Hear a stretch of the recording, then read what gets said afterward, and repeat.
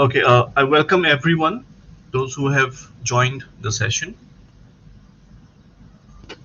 A very warm good evening. If you can hear my voice clear enough, if it is clear enough, please write a yes in the comment section so that we can start with the class.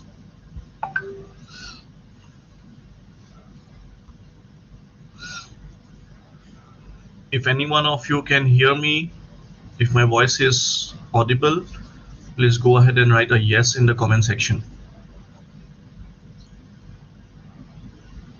Okay, so I've got a few replies.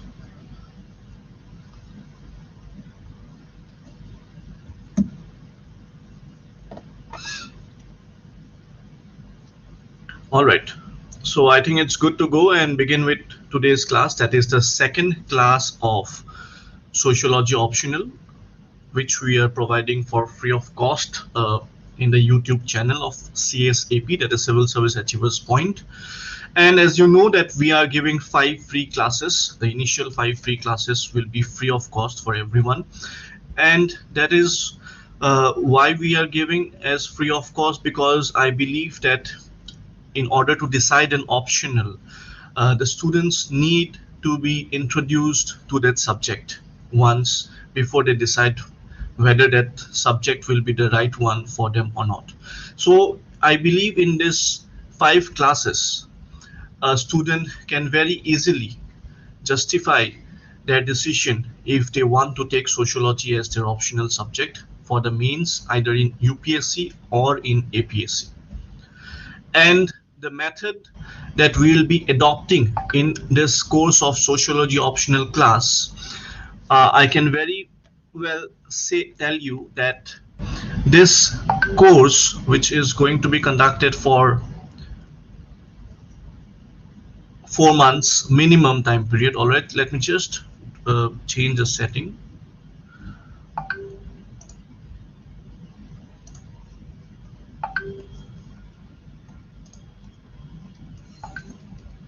All right, so as you know that we are conducting this course for a minimum time period of 4 months, but it will definitely go on till a time period of at least like 1 year, till the time you write your mains, because the current affairs updations is very much essential for the sociology optional, as we had discussed in great details in the last class, that is the first class. And today in the second class, we are going to start with one of the chapter, as I had already promised you in the last class. If any one of you have missed the first class, please try to attend that class before you attempt this second class of today. All right, so as I had told you, like that we'll be starting with one chapter, and that is what we are going to do. I'll be also discussing the sources, and I'll be also sharing a few sources with all of you, like what needs to be covered up for the sociology optional. One thing I want to request everyone before I begin with the class is that please keep a copy and a pen with you. Whatever I'll be telling you, you should be trying to note down the keywords of a discussion, okay, because that will try to create a mind map of the overall discussion of today's class. Otherwise, as you know that we are following the sources of a book like Harlambus and Holborn, all right, then we have a book by George Reger. I think this one I showed it to you in the last class, and we are starting with this book today, not with Harlambus and Holborn, because initially I had planned to start with chapter 3, that is research and methodology of the studies for sociology. But I think before we start with that, it will be good if I can introduce the sociology subject as a discipline or as a book of knowledge or body of knowledge. If I can initiate with that class, I believe it will be more easier for you to grasp and understand or comprehend the subject in a detailed manner. So what we'll be doing in today's class is, like, we are starting with the very first chapter. As you all know that the chapter number 1 it deals with sociology, the discipline. Okay, I hope you all have your syllabus. So a few things are very much essential. After today's class, I'll be sharing the PDF material of the IGNO. Okay, that is your from BA course, the IGNO material I'll be sharing with you, and which will be dealing with the chapter number 1. Along with that, we will be covering the richer book. Okay, let me just show it to you what we'll be studying today. I'm sharing the screen with all of you.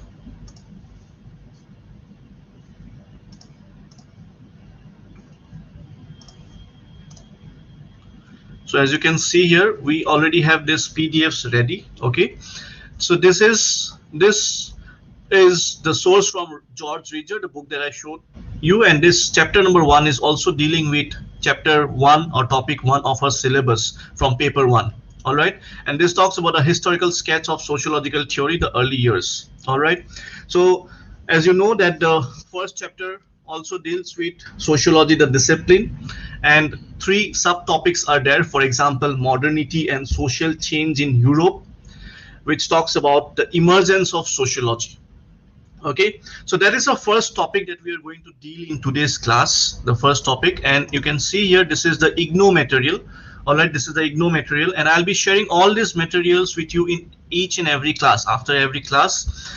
And this chapter, okay, this chapter is having a total page of around 22 pages, and this chapter is also very well like dealing with topic number 1 from our syllabus. All right, so as you have already seen that these are the sources that will be following. Along with that, I'll be also sharing or while I'll be explaining the topics to you, so you will be also introduced to some other form of notes which I'll be sharing with you in the verbal manner, and you should be jotting down those points. Okay, at the end of the class, in today's class, I have a question for all of you, and the question is, how had the Enlightenment contributed to the emergence of sociology? Now, this is a very, very common question, as I'd already promised you all that we'll be discussing answer writing from the very first class. Okay, I will teach you one topic, then we'll discuss some questions on the topic. I'll be even sharing the model answers with you. Okay, now I'll even give you certain amount of homework to write the answer writing, and once the course will start from the 6th day, I'll be asking you to submit the answers in the WhatsApp group that will be created for those students who will be taking the admission.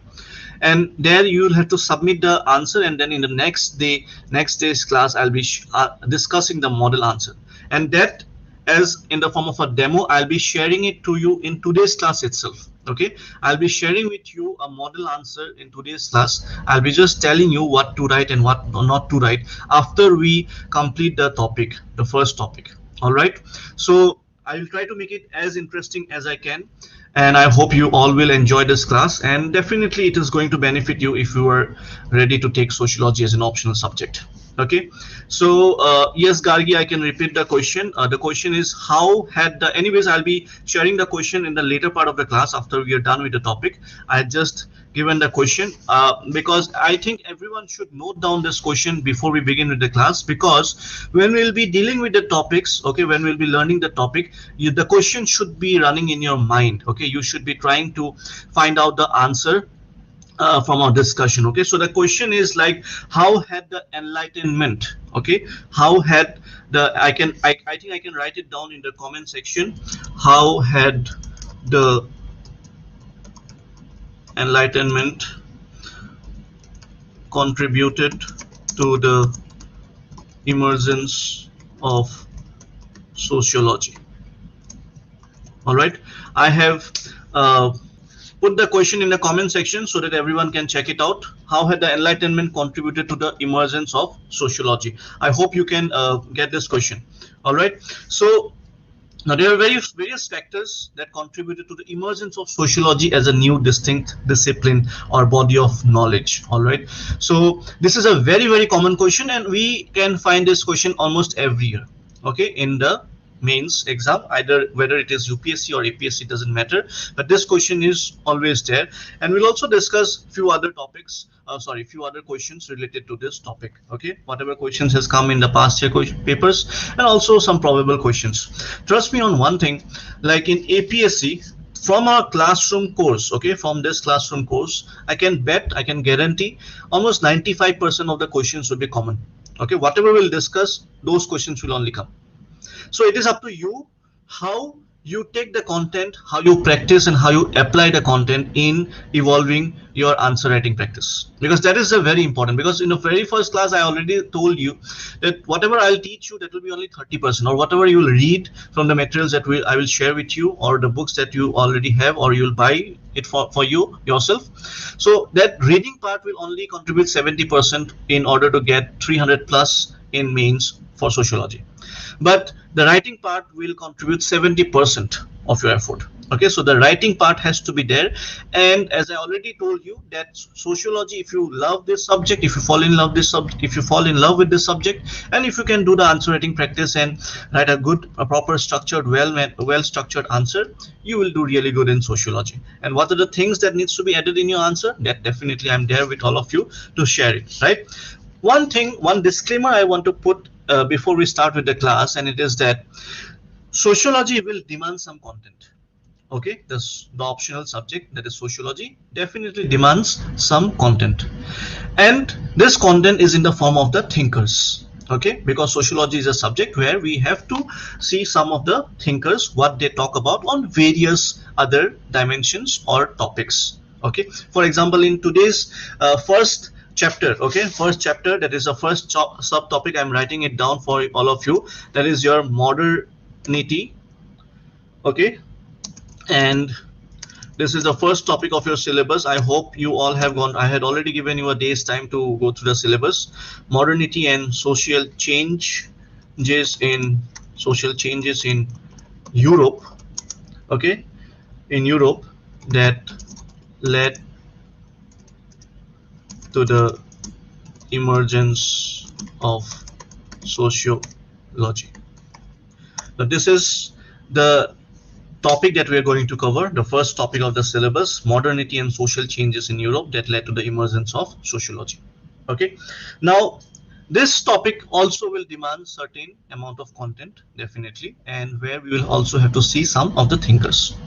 Now the disclaimer is that in the very first class, when you are being introduced to new thinkers and new concepts, you might feel that how will we remember so many like thinkers' name and what they said, and how are we going to remember the content, whether we'll be whether the retention will be there or not.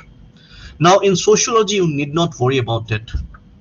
Why I tell you this is because the thinkers will get repeated so many times during our entire course or coverage of the syllabus. You will anyhow become very, very comfortable with the thinkers, that is for sure. But it might not be the case during the first initial days of your preparation for sociology, if at all you are a beginner with this subject. But if someone has read sociology during their graduation or post-graduation or during any of the part of their academics time period, so you will definitely feel comfortable. But if someone is starting this optional subject for the very first time, and these are your initial days with the subject, you will struggle for a few days. Okay, just for a few days you'll struggle, because you might think, and how you will struggle. Now this is like a common thing for almost every subject. Even if you go and study governance or internal security, there also you will find new content, and on the very first day you might not be comfortable with all the contents, and you'll definitely forget if you do not revise. But in sociology, the revision is an automatic process. It takes place because the chapters, for example, today we start talking about modernity and social change. The second topic is about scope of the subject. Okay, what is the scope of sociology? Now there we'll be discussing a lot of thinkers. Okay, like for example, Auguste Comte, Herbert Spencer, Emile Durkheim, Karl Marx. And these thinkers will also study separately during the subsequent course, like when we will be taking the future classes. So Anyways, the things will be getting repeated one after another, and you will also have to do the revision definitely. And that is how you will get comfortable. You'll find the subject very much comfortable. And once you start writing answers, start applying the contents on your answer, you will be at a very comfortable position with the subject. That is for sure. Okay, so when I am talking to you about the this disclaimer, so I hope you will be very comfortable within a very short time period, and I'll try my best to make you comfortable. And if you think like about sociology, I will tell you one thing. Yesterday we had a toppers talk. As you know that CSAP is conducting the toppers talk series in our Facebook page live. And yesterday, one of our students, Rima, Trishna, Haloi, she was invited, and she shared her experiences, and she gave a testimonial to CSAP. Now, this is not a promotional thing I'm doing for my institute, but this is something that you need to know. Okay, sociology is a subject where if you have a good hold, you can predict questions very well. Okay, even from current affairs you can predict questions, and this testimonial will prove you that when I'm telling you this. The description of the testimonial is already there in the link of this testimonial video of Rima is already there in the description of this video in the YouTube channel. You can check it after the class. Okay, and she has very beautifully and honestly shared her opinion about CSAP and about my guidance to her. It was that whatever we had discussed, okay, during her mock interview sessions, before her interview, whatever questions I predicted from sociology, the ditto questions were asked to her in the interview itself. Okay, and this is not what I am saying, this is what she is saying, and she is right now posted as assistant commissioner in Gwalpara district. So sociology is a subject if you have a good hold, and this is not what I can predict. In fact, after a few months, you as a student of sociology will also be able to predict the questions in the exam if you are very strong enough with the current affairs part. All right, so these are the few things that you also need to develop along with studies of along with, like, when you will start your studies for the subject, you also need to know the syllabus very well, know the pattern of questions that are being asked in the exam, and thirdly, what is the current affairs happening and which current affair topic we can relate with which topic of the syllabus. That is a very important part of your preparation strategy. And that is what I am also going to help you out, as I've already discussed the entire pattern of teaching in the last class. That is a first demo class of sociology optional by Civil Service Achievers Point. All right, so these were the few things that I had to tell you. And one last thing that I want to tell you is that definitely, as you all know, that everyone cannot clear this exam, everyone cannot become an IAS officer, or everyone cannot become an ACS officer, right? We all know that. So you have to put some extra efforts. Okay, and where you have to put this extra effort? In the answer writing. Okay, so that is the last thing I'm telling you. You have to put this amount of extra effort in answer writing, and as I'll be giving the questions after every class, it is your responsibility, it is your moral responsibility, and you should be obliged to submit the answer before the starting of the next class. Okay, so that is very important, and I'll be personally monitoring like your efforts, whether you are writing the answers or not. And if someone is not writing the answer, then definitely some actions may be taken from my side. So so that is what I had to share to you before we start with the class, and let's now proceed with today's class. Okay, so I hope you all are comfortable and you all are with me.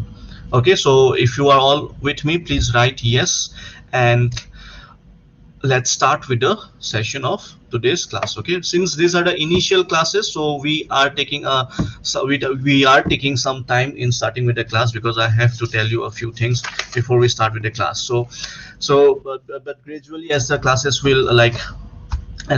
will proceed, our speed of the class will also be faster as compared to the initial classes, definitely. And gradually your comfortable zone will be also improved in the classroom, whether it is online or in the offline mode. Okay, so as I'd already told you, that we'll be covering a few topics, like for the chapter number 1, from your IGNO book. Okay, and that will be your homework. Okay, you have to read the IGNO chapter after the ending of the class. The second one is the book by George Reger, okay, that I already showed it to you. So let us open the book, okay, and please, I request each and every one of you, do not feel lazy or like lethargic. Do not be do not develop some lethargy while you're going to the class. Please keep a copy and a pen with you, and whatever points I'll be sharing with you, you should be noting down in your copy, okay. That will be something that will definitely help you crack this exam, okay, because that will be the base or the foundation or the mind maps of every topic, okay, or the summary of every class, which will help you in your revision. All right. And why I'm asking you to do this during the class time itself, so that you do not end up wasting wasting time after, again, like if you have to attend the class again after like completing the class, so it will be like wasting 2 hours, like, or it will be like duplicating your efforts, right? So I'll go in a slow pace, okay. If you want me to repeat something, I can already see the comments, okay. You can just like comment in the comment box if you want me to repeat, or even if you have not understood something, you can always ask me to repeat it. All right. So let us begin with like, let me share the screen again, and let me show you the chapter. All right. So as you can see, this is the BA IGNO content, okay. And in this chapter, emergence of sociology in Europe, this is also the topic of your like the syllabus, okay. And here there are a lot of things like already given in the chapter, like background to the emergence of sociology. All right. The Enlightenment period, then structure and changes in European society. Then you can talk about the you can talk about the social conditions in which sociology emerged, okay. So you can see this. Then we can talk about the commercial revolution, rise of a new class, that is capitalism, okay. Then scientific revolution, there was also scientific revolution taking place, that is what we also need to know, okay. Then important post renaissance developments, we'll understand each and every topic in a detailed manner, do not worry. Then what was the role of French revolution, industrial revolution, okay.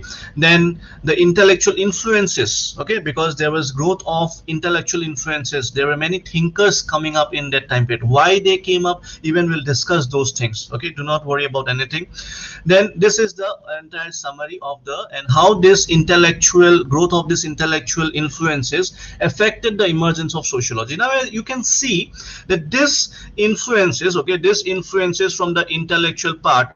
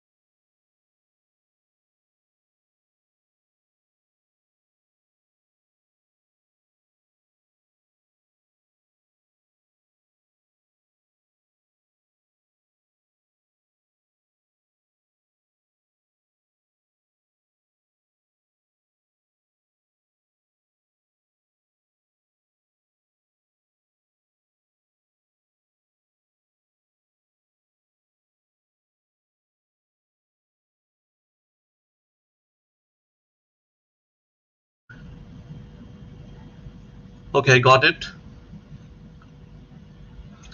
Okay, there is some issue with this. I think like this automatically gets muted. Okay, I don't know what's the issue as of now, but I think now it should be fine, right? Is it fine?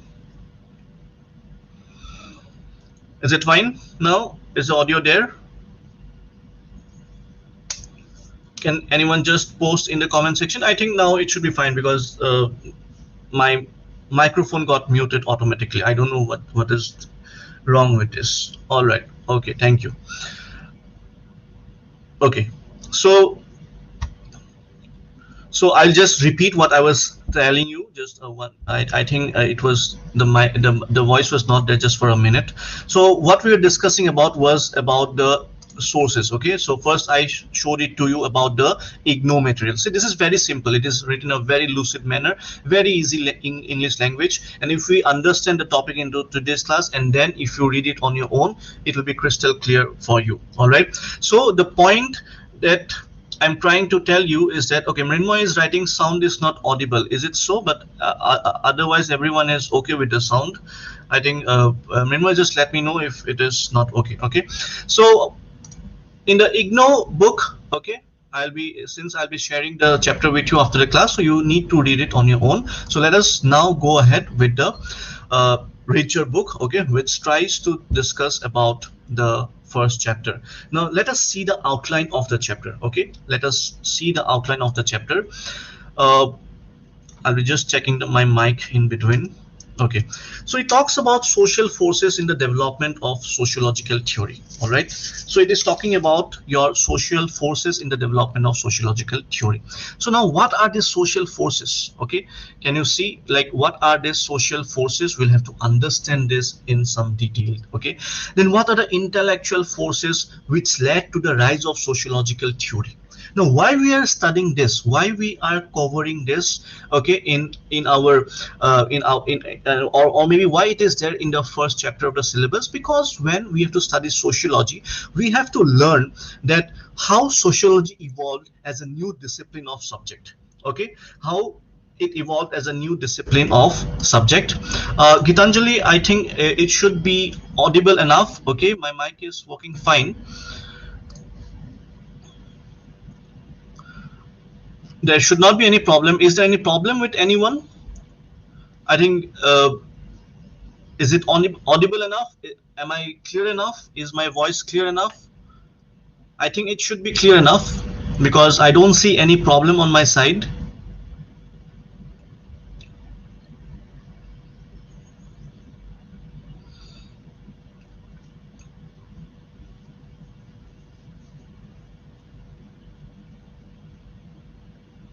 Okay, all right. So I think then if a particular individual is not able to hear, then there should be a network issue on the individual's side. Okay, not on my side. So I'll move ahead with the class. So this is like what we need to discuss about the social forces, the intellectual forces, okay, and the rise of sociological theory.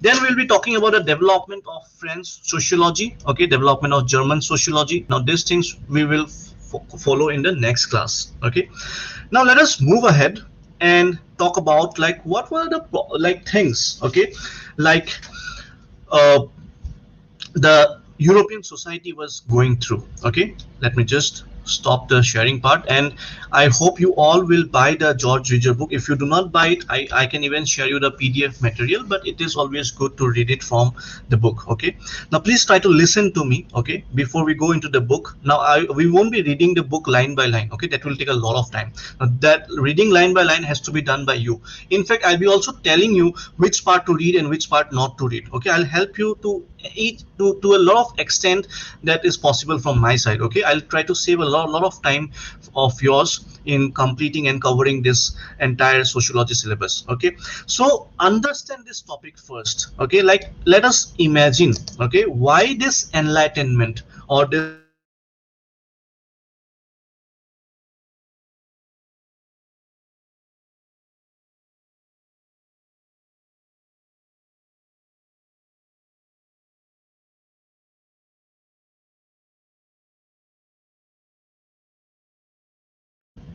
so So what I was talking about is that about the background. Okay, now we all know, okay, now we all know, no, there will be sound back. Okay, now the browser, there is some problem with the browser. Okay, it just misses the sound in between. Okay, so no, it should be fine, it should be fine. All right, it should be fine.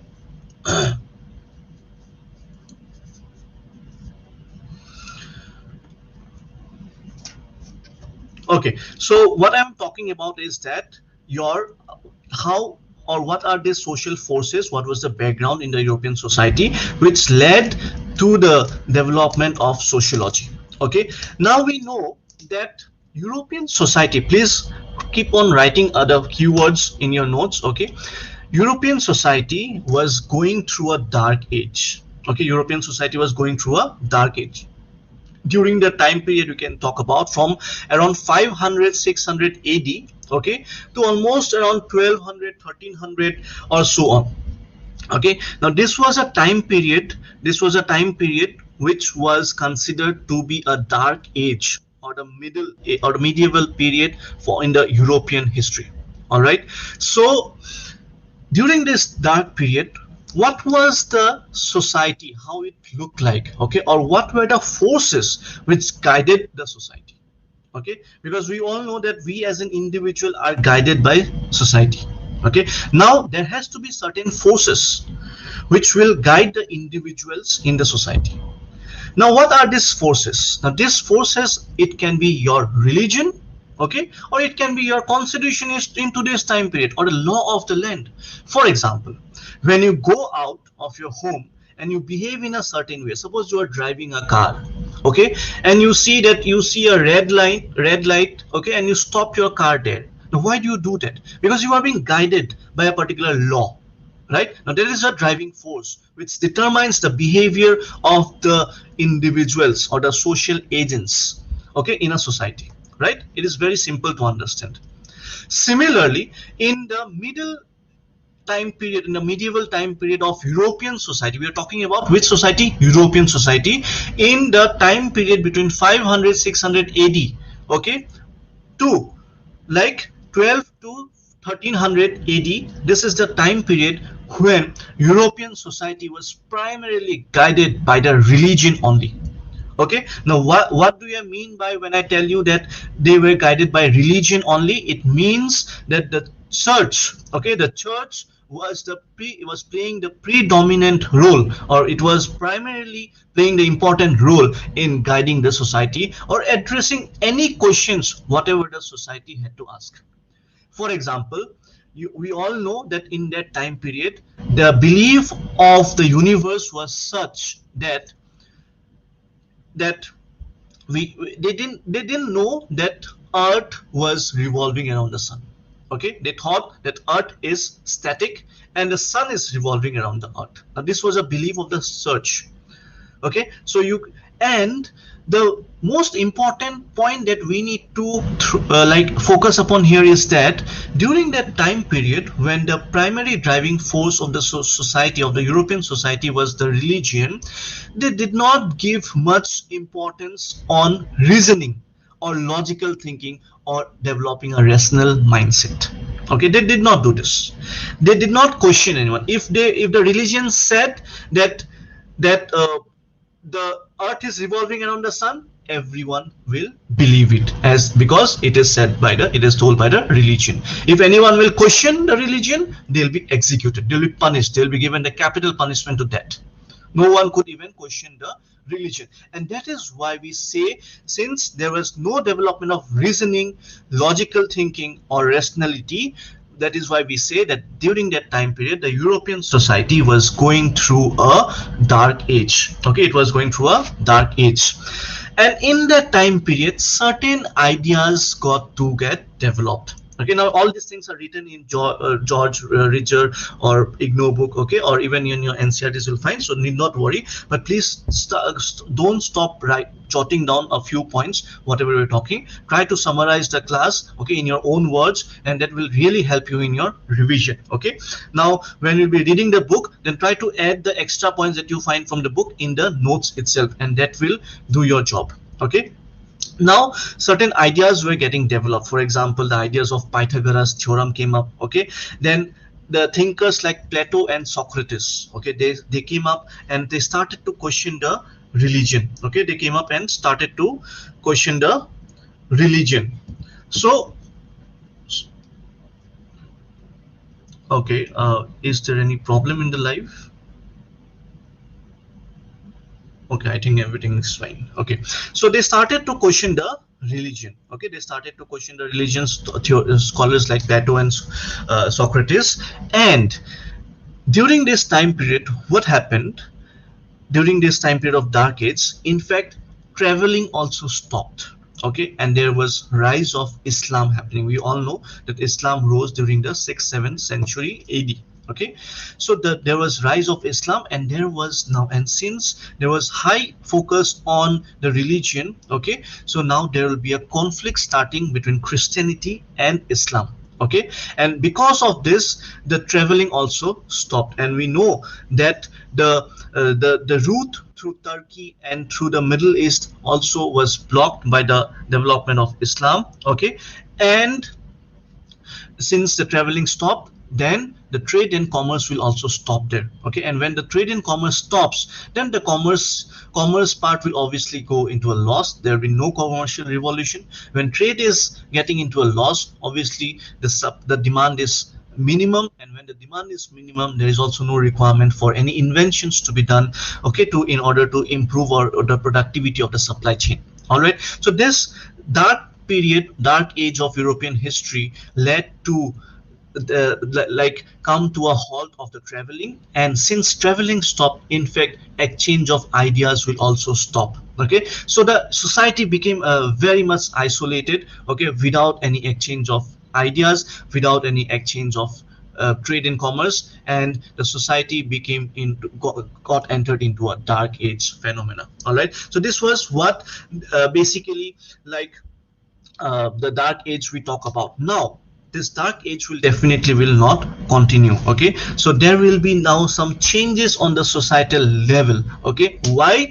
Because some people like Socrates, Plato, Copernicus, Galileo, okay, now they will come up with their ideas now, okay, within that time period, and they will start questioning the religion. They will start questioning the church in the European society. Okay, that this is not the thing, this is actually the thing. But they will definitely get punished, but they are the ones who will start with the idea, okay, with the new ideas, which will ultimately lead to the development of the modern society, which will ultimately lead to the development of Enlightenment and Renaissance, and which will ultimately lead to the development of sociology as a new distinct subject. Okay, but when these new ideas will come up, as we can see that along with these new ideas, when the rise of modern societies will take place, okay, the everything will not be good. It's not like dark age में सब बुरा हो रहा था and modern societies जैसे ही develop होता है सब कुछ like it everything will turn out to be good. It's not like that.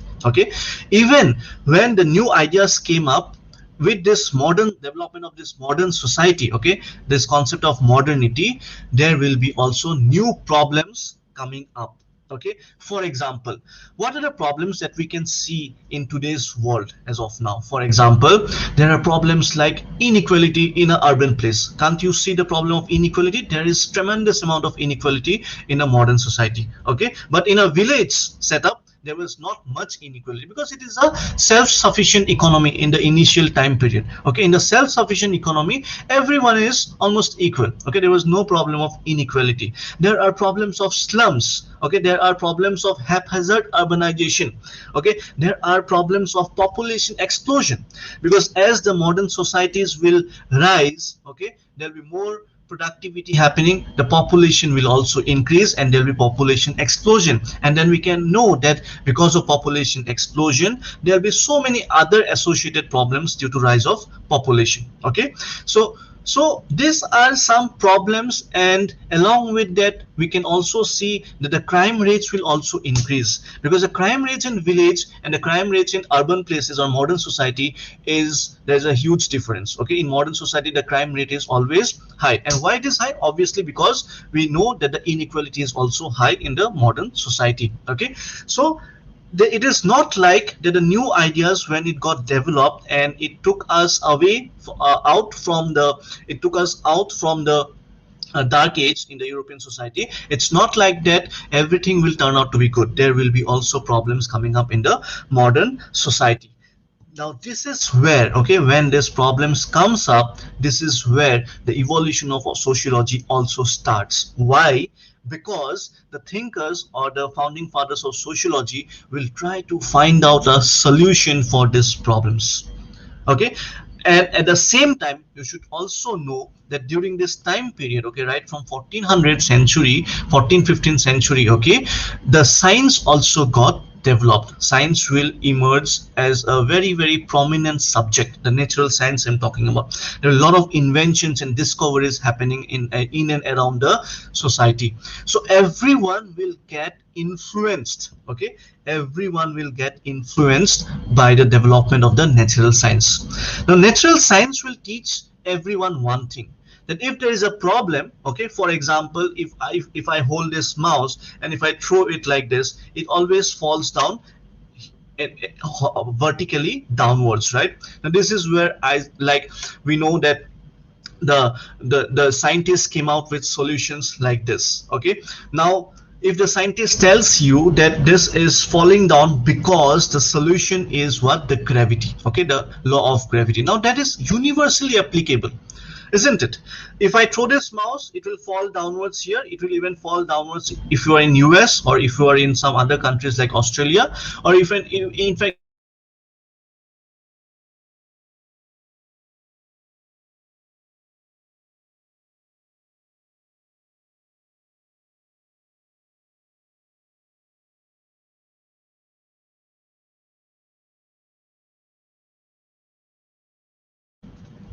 even if we talk about Newton's law, even then,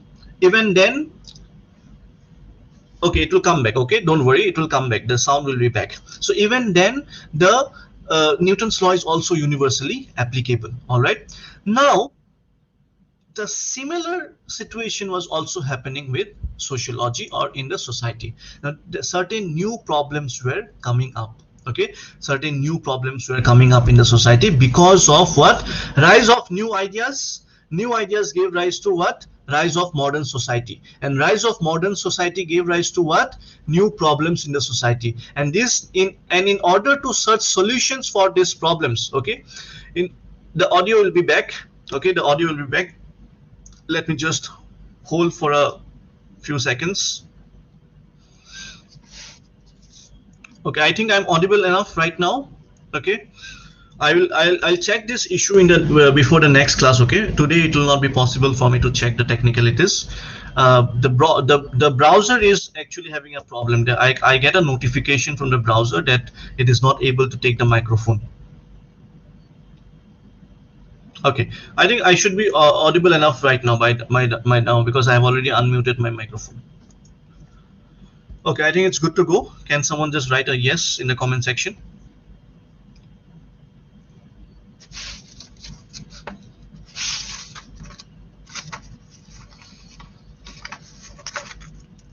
Okay, thank you, Nishar. So what we were discussing about was that we were discussing about the rise of what? New ideas during the Dark Age. Then new ideas giving rise to what? Formation of new inventions, new discoveries that will help to increase the trade and commerce because of increase in productivity. So that is like a commercial revolution happening, and because of the commercial revolution and scientific revolution, there will be exchange of ideas, there will be growth of what? A modern society. And because of this growth of this modern society, there will be new problems coming up in the society, like crime rates will go up, inequality will go up, okay, population explosion will be there, because of which lot many other problems will be associated with that. Okay, so there are various other problems like growth of slums in the urban places. Okay, now these solutions, and not only these problems, in fact, as the industrial revolution will start, okay, because of the scientific and commercial revolution, along with the industrial revolution, what will happen? We will see that new revolutions coming up, like French Revolution. Okay, because if from the Dark Age, because of this growth of these new ideas and the rise of modern society, if everything would have been good, then there should not have been the wars like French Revolution.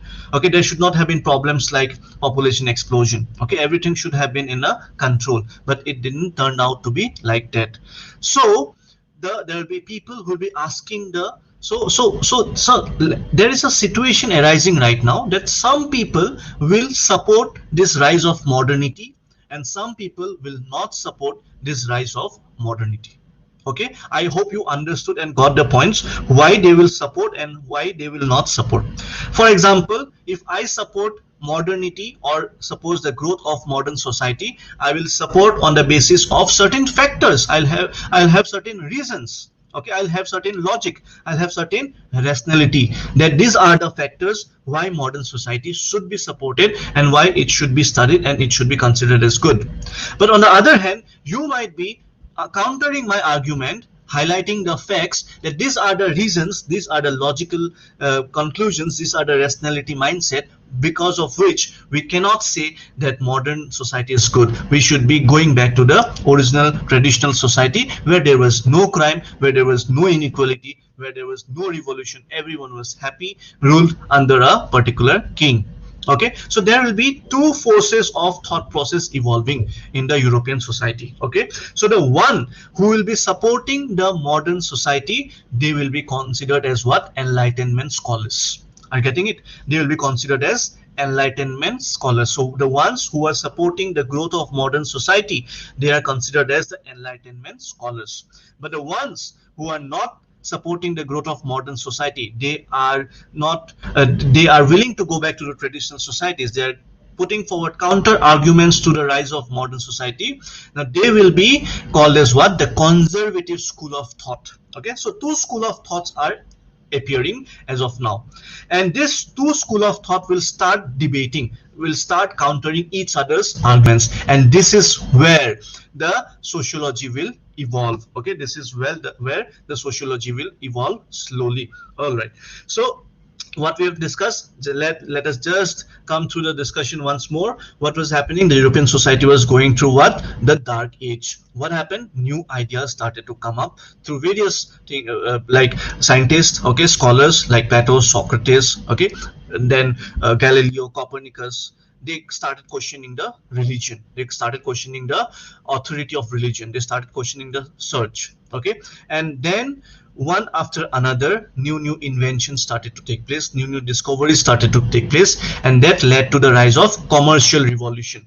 Okay, commercial revolution means what? Trade and commerce will rise, and as trade and commerce will rise, okay, so the society will start to flourish or prosper. Okay, and because of that prosperity, then there will be what? Industrial revolution taking place, and once industrial revolution will take place, the society will become what? Modern. Okay, we'll understand what is modernity, we'll understand. I'm just trying to give you a gist as of now.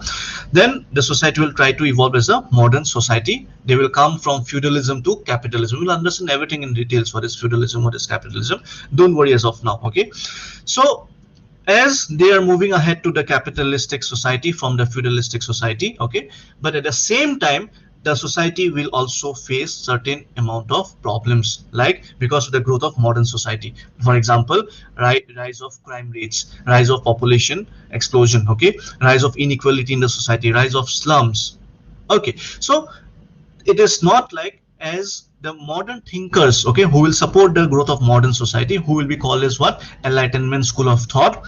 It is not like they always said that it is the modern society is a good one. It's not like, because the conservative school of thought will counter the the Enlightenment school of thought, highlighting the facts, okay, highlighting the facts that there are so many problems arising because of the growth of modern society. Okay, so now this debate between the Enlightenment and the conservative will give rise to the new distinct discipline subject, that is sociology, or we can talk about a particular term, that is your body of knowledge. Okay, a new distinct body of knowledge. Now please try to remember these keywords. You should be highlighting these keywords in your answers, and then all you will get marks. Okay, so we don't say as subject. I'm not using the word subject, sociology as a subject. I'm using the word what? Sociology as a new body of knowledge. And these are the the terms that you need to use it while writing the answers. Okay, so we have talked about now enlightenment. Okay, and then let us discuss these things in a bit details. Okay, the age of enlightenment, for example. So when I'm talking about this, so you can also write down about the age of enlightenment. Okay, so what is this age of enlightenment? So what will take place under this age of enlightenment? There you should be noting down two words that is very important. One is reasoning. Okay, so reasoning will start. Okay, people will not blindly believe on something. If religion tells you something that earth is at the center of the earth is at the center and sun is revolving actually around the earth, and if religion talks like that, you cannot believe it blindly. Okay, you will have to question. So you'll use your belief system, you'll use your reasoning system, you'll use your logical mindset, okay, by developing some rationality, and you will question. Okay, and you will question, and something that is scientifically proved, something that can be empirically observed. Okay, empirically observed means what? That it can be tested. Okay, for example, if I throw this mouse, it falls there. Okay, we can calculate its force of gravity, we can calculate the speed. So these things are what can be tested, can be observed. Okay, so that is what it is, an empirical observation. All right, so when you do these things, so these things will give rise to the evolution of the Enlightenment school of thought. Okay, which is completely dependent on the scientific approach. Okay, and a scientific approach. So two words you need to highlight. Okay, two words you need to, yes, definitely I'll take doubts. Okay, I'll definitely take doubts, but not during the explanation time period. After the class, at the end of the class, or in the before starting with the next class. Okay, so when we are discussing about the Enlightenment time period, we are giving focus on two important words. One is reason, and the second one is the empirical research or observation. Okay, so these keywords should go in your mind, and these things should be used very frequently so that it is there in your answers. Okay, so Enlightenment means reasoning, start of reasoning. Okay, and empirical research. Okay, but earlier when the search used to say that earth is at the center and sun is revolving around the sun. Okay, sun is revolving around the sun. So okay, so there was no such empirical research work. Nobody questioned. Okay, nobody questioned. Okay, and nobody in fact came up with any question, or in fact there was no empirical research that whether the earth is at the center or the sun is at the center. Okay, so while we are doing this, use of reasoning and use of empirical research, this shows that this is the age of enlightenment. So you should be knowing this, that this is the age of enlightenment. All right, now the society, now the age of enlightenment, the second point that we can talk here is that during the age of enlightenment, the thinkers, the scholars thought that society can be made better. Okay, why these ideas came out? Because the European society, about which society we are talking about? We are talking about the European society, right? And that society was going through a dark age. Okay, there was no development, there was no prosperity.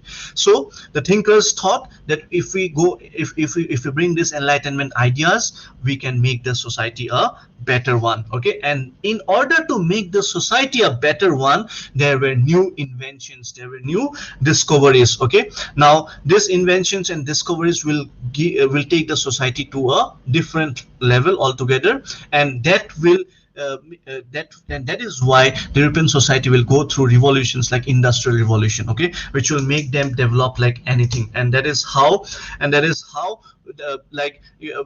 fact the colonialism will start later on. All right, the colonialism will start, the imperialism will start, and that is, the colonialism was started why? By the countries like the Western European society, like Europe, Britain, French, German, or so on. Why? Only they could follow the imperialism, or they could practice imperialism, because they were the most developed countries of that time period. They went through this age of enlightenment, they went through the age of Industrial Revolution. Okay, so that is why they could, and they got the development, they could control the resources of the other countries which were not going through this age of enlightenment. Okay, so the age of enlightenment will definitely make us believe, or the people of that time period will believe that the society can be made a better one. 1. All right, so that will give rise to new inventions and discoveries. Now what we are discussing, I'll tell you, I'll just share the screen once more. If my voice goes muted, someone please just post it in the comment section immediately. Okay, now as I had showed it to you, this richer book. Okay, so this is what it is written here. Okay, and these are the things that we have discussed. Okay, the introduction, and you can just give a reading.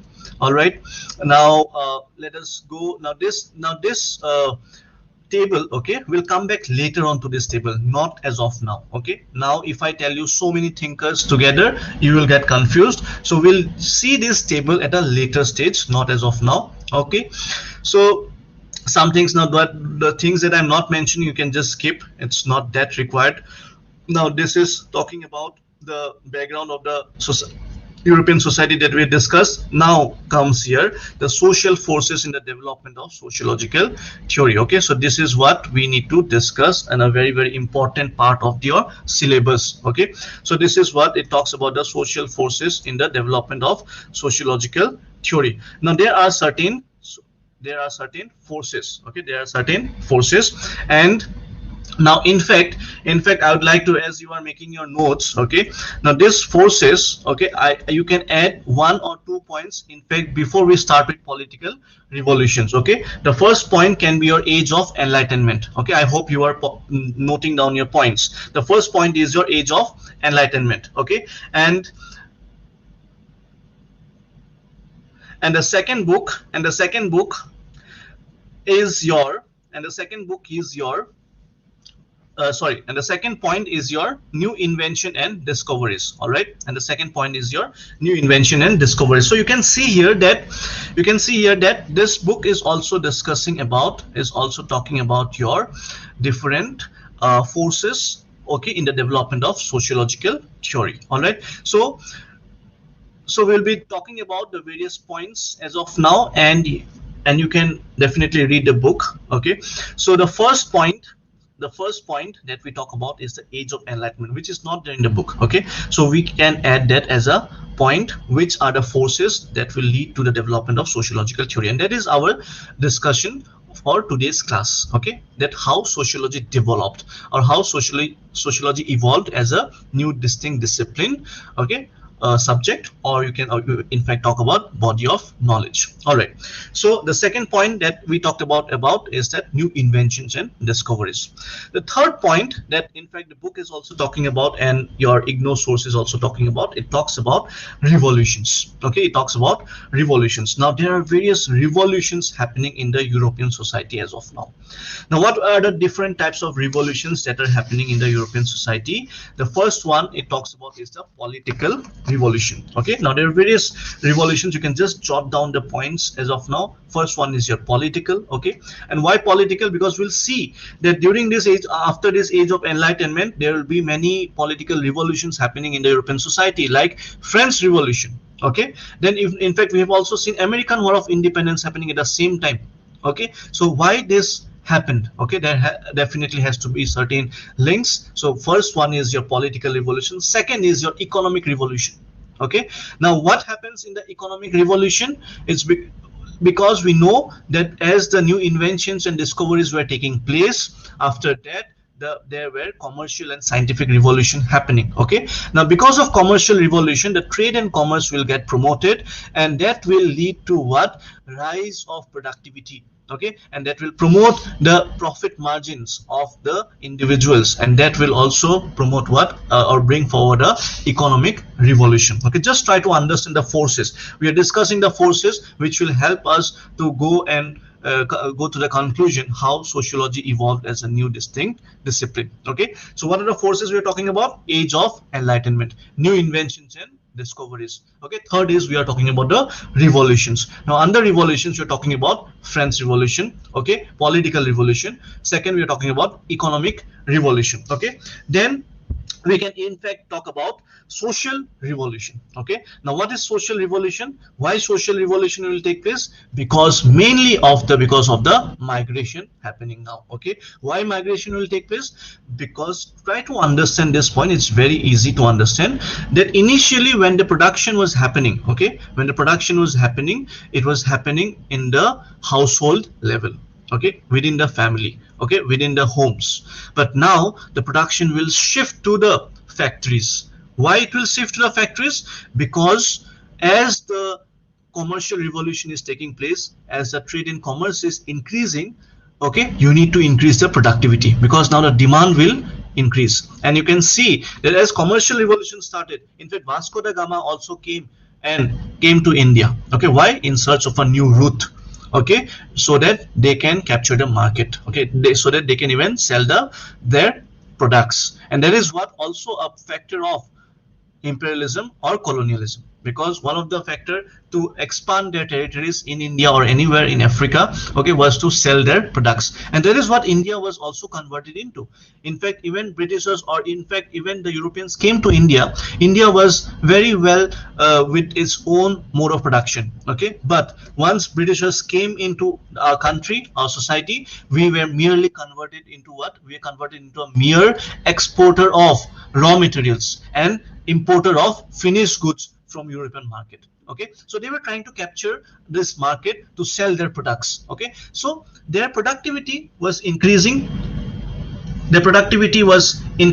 and at the same time the social this trade and commerce will lead to what? The migration to take place. And as the migration, as people will start moving out from their house, what will happen? The family as an institution will see some changes in the social sector. Okay, what will be the change? It is very easy to understand that a joint family can get converted into a nuclear family. Okay, so this type of new modern concepts of family will start evolving from this time period. Okay, then apart from this, under the revolution point, you can in fact write about what? Commercial revolution also, which means the trade and commerce will get promoted to a different level. Okay, and the last revolution that we can talk about is about the intellectualism. Okay, is we can talk about the intellectualism. Okay, why intellectualism? Because this is also a force, okay, to develop sociology as a new distinct discipline. And what is this intellectualism force? That is what we need to focus upon. And the question that I gave you, how had the Enlightenment contributed to the emergence of sociology, will also deal with this part, because Enlightenment is a part of the intellectual revolution. And I hope you understand by the point, by you understand by the like point of intellectual revolution, that how it is related to Enlightenment. Because in Enlightenment, what happened? People came out with new ideas, as I've already told you. Okay, they started to question the authority of the church. They started to bring new form of vision with belief system, with reasoning, logic, and rationality in the thinking approach. Okay, so this will give rise to a new form of school of thought, that is your Enlightenment school of thought. Okay, so and in order to counter the Enlightenment thought, school of thought, a new school of thought will come up, and that is your what?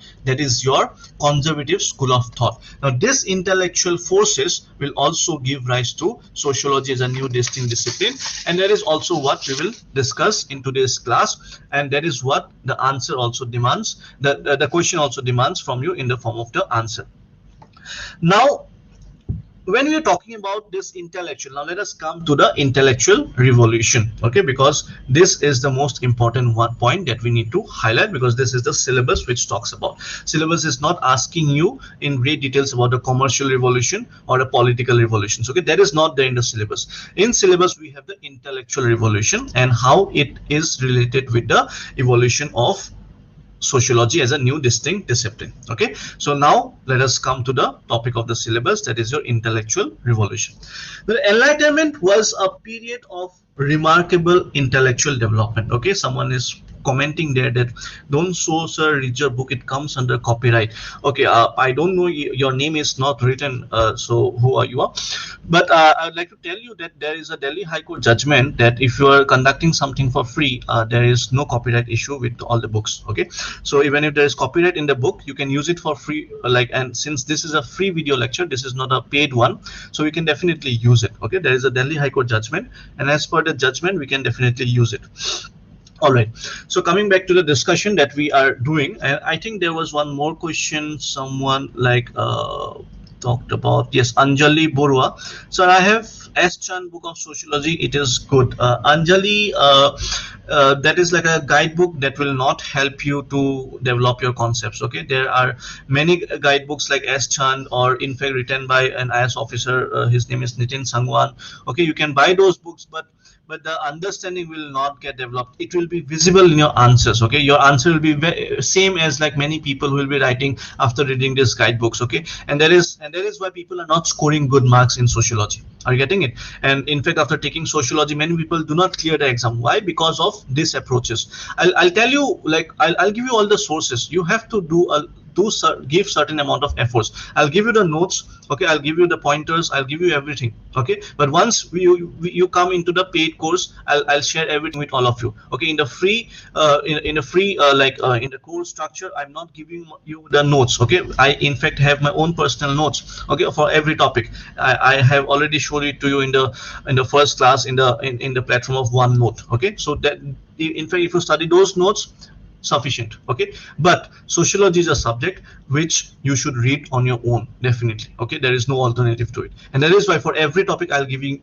the reading content. Okay, and after that I'll also give you the notes for that particular topic. So everything you will get. There is like nothing that you should be worrying about. Okay, आपको पढ़ने के लिए material मिलेगा from our side. You'll even get the your notes, okay, for revision, and in fact during the class the pointers that you're noting down, that will also definitely help you. Okay, so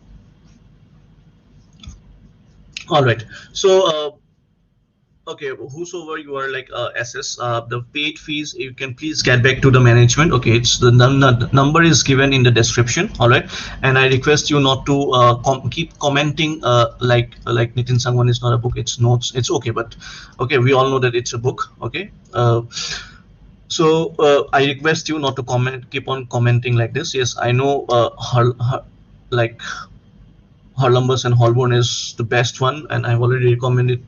Okay, but your spelling of Harlumbus is wrong, so you should please correct it.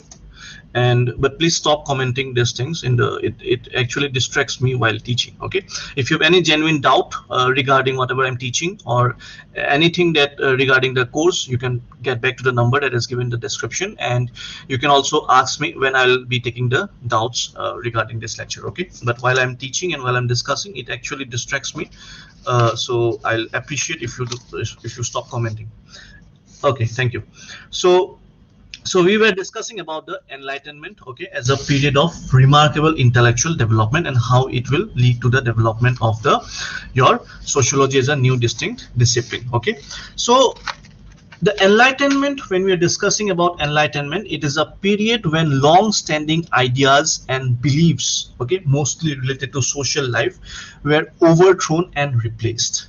Okay, so what I'm talking about, that it is a period. Okay, now all these sentences has been taken from George Ridger. Okay, so the Enlightenment is a period. You also need to know a certain amount of definitions based statements. Okay, why? Because if the question, for example, this question I gave you in the class, okay, how had the Enlightenment contributed to the emergence of sociology, you should be starting your answer by describing what is Enlightenment first. Okay, so for that you can pick up these beautiful lines from the books. Okay, so Enlightenment was a period. It talks about like what, that when long-standing ideas and beliefs, okay, for example, what were the long-standing ideas and beliefs? Like you thinking that the society thinking that the earth is at the center. Okay, whatever religion will say, we will believe by it. So those were what, long-standing ideas and beliefs. Now the Enlightenment was a period when these long-standing ideas and beliefs will be replaced. Okay, will be replaced and overthrown. Now that is the Enlightenment time period. Okay, now even during this, for example, If you talk about like in the initial time period, okay, in the traditional society,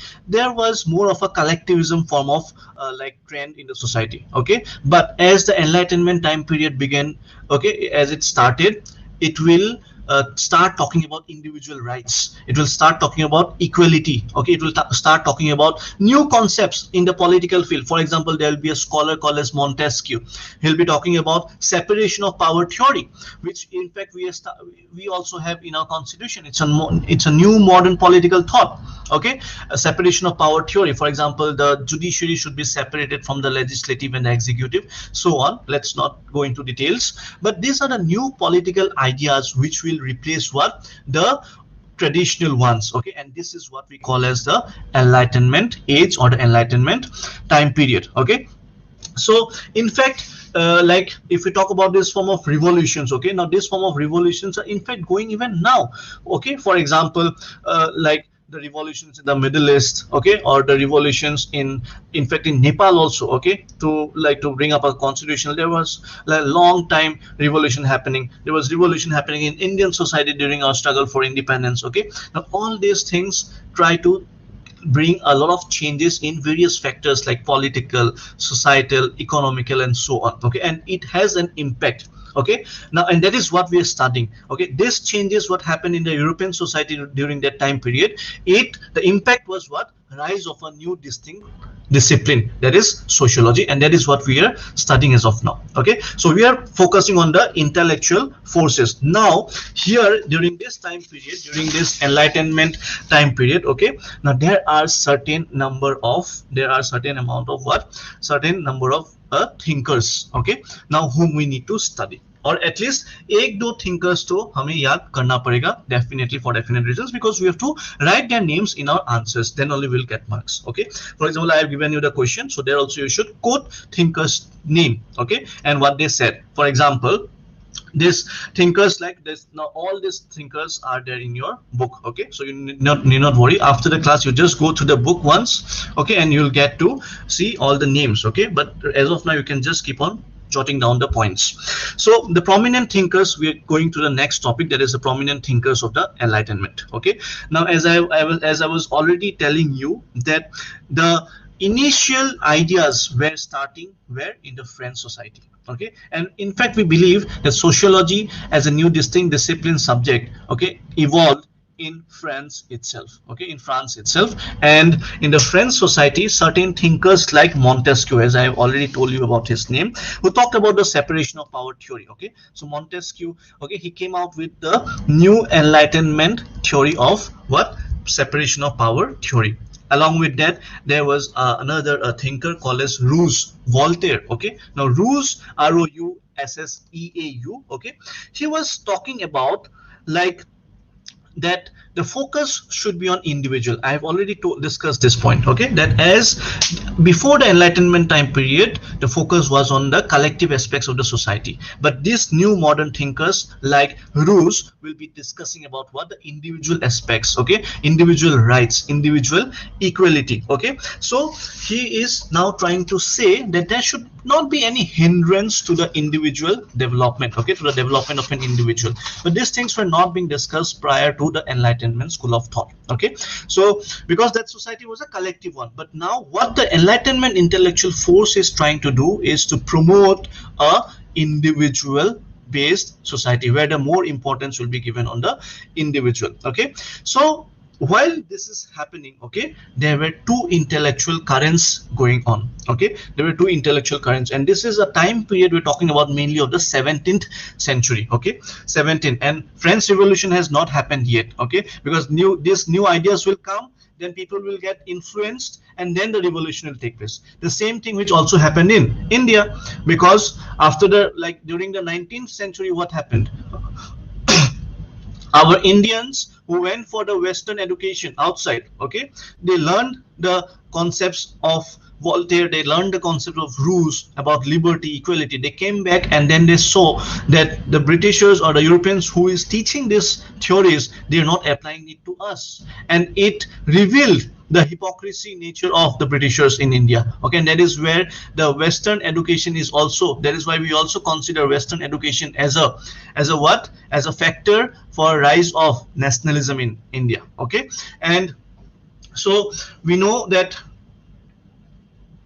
Anjali Borwa sir, simply who support a modern society, they are called Enlightenment. Yes, definitely we can say that. Okay, but in sociology, all of we have to go in a bit detailed understanding. Okay, so during the 17th century, there were mainly two current intellectual currents. Okay, one was the philosophy and the other one was the science. Okay, so you should jot down these points, because science, we know that there was evolutions, there were inventions, discoveries happening in science. At the same time, in fact, in philosophy also, there was this intellectual current getting developed. Okay, now what was the main focus? Okay, what was the main focus in this philosophical and this philosophical intellectual current? Okay, now let me tell you this in a bit detailed manner, that this Enlightenment theory, intellectual current, it will give rise to the development of what?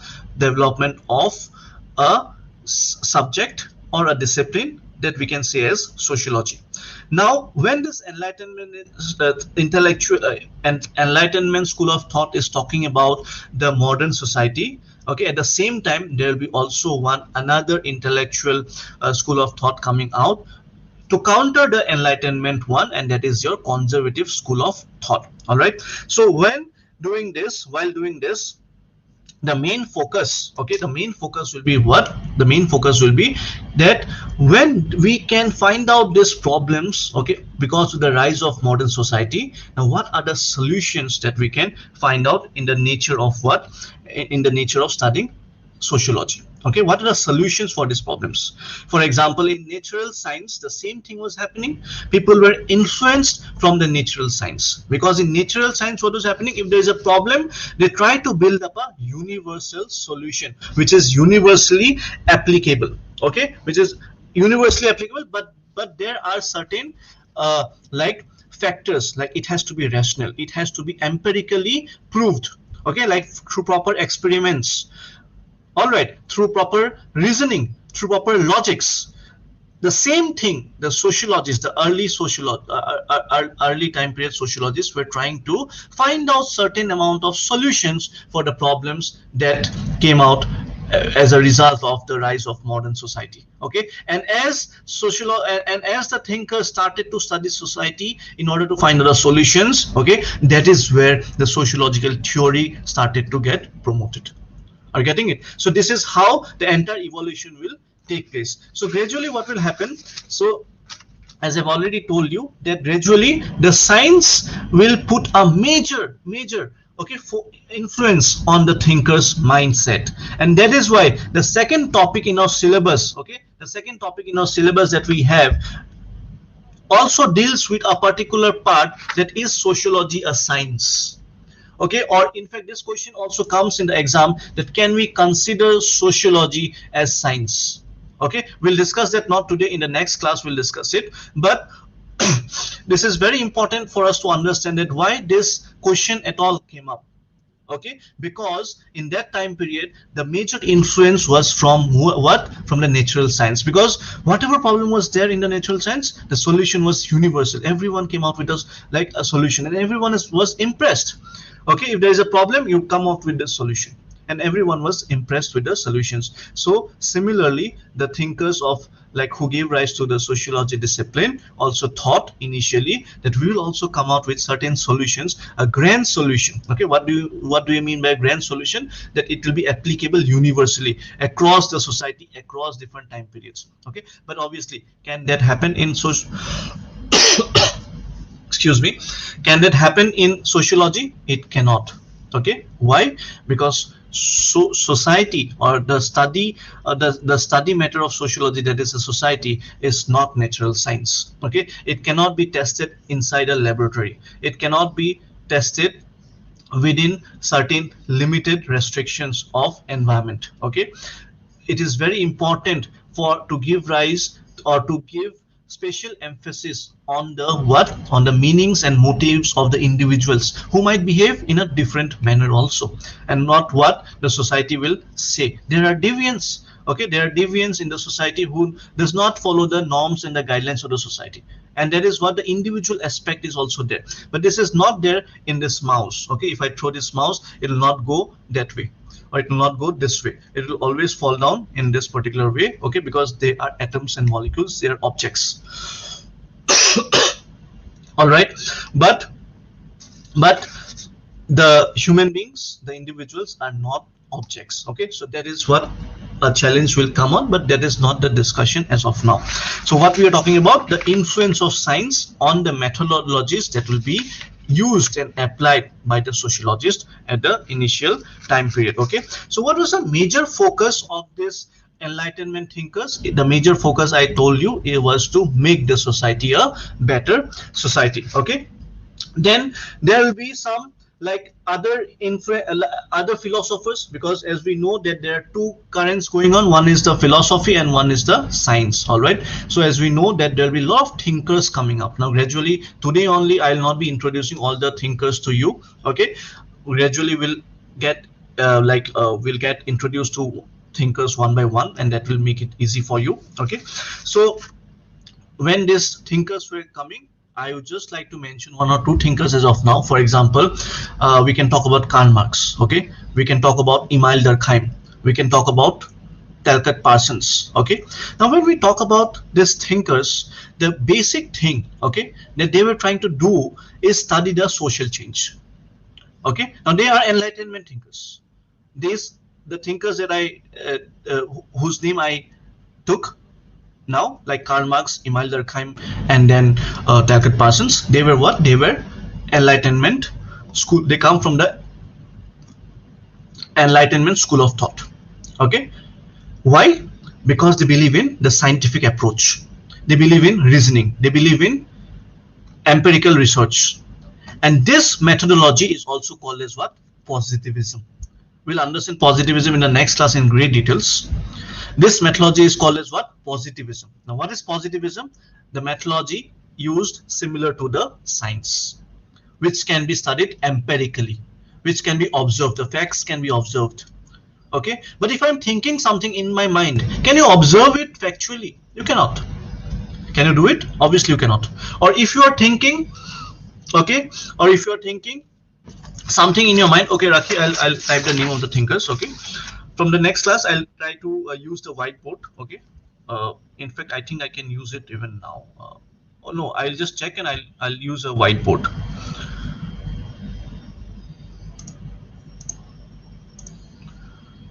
Okay, so while I'm telling you this about the thinkers, so they are using what? The positivist school of thought. Okay, let me just share a screen.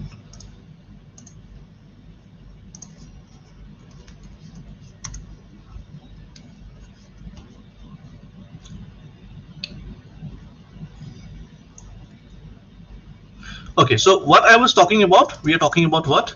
We're talking about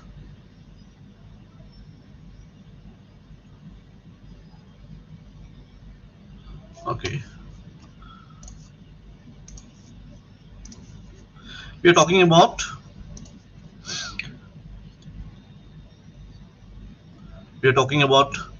Karl Marx. I hope you can see this. Okay, we are talking about Karl Marx. Then we are talking about Emile Durkheim. Okay, now Emile Durkheim basically comes from which school of research work? They all belong to what? Positivist. They all are positivist. Okay, why positivist? Because they follow the same approach. Okay, they follow the same approach like natural science. Okay, now as again Trishna Muni, you are asking what is empirical research. Please do not worry, because this is a topic of the next class. Okay, what is positivism, what is empirical research, this is a topic of the next class, so let us not focus more into that. Okay, but still, since you are asking, empirical research means what? Empirical research means a research work which can be done factually, which can be observed. Okay, so for example, when I tell you that right now, as a human being, okay, as a human being, I'm thinking something in my mind. Okay, can you empirically observe that what I am thinking inside my mind? You cannot do that. Okay, you cannot do that. But But for example, if there like if we go in a chemistry lab, okay, if we go in a chemistry lab and we take certain salts and solutions and we mix it and we see its result, okay, can we prove that in the laboratory every time that we do the test? Definitely yes. Okay, because it is what it is, and it is an object which reacts to a certain object and the output is always same, and that is natural science.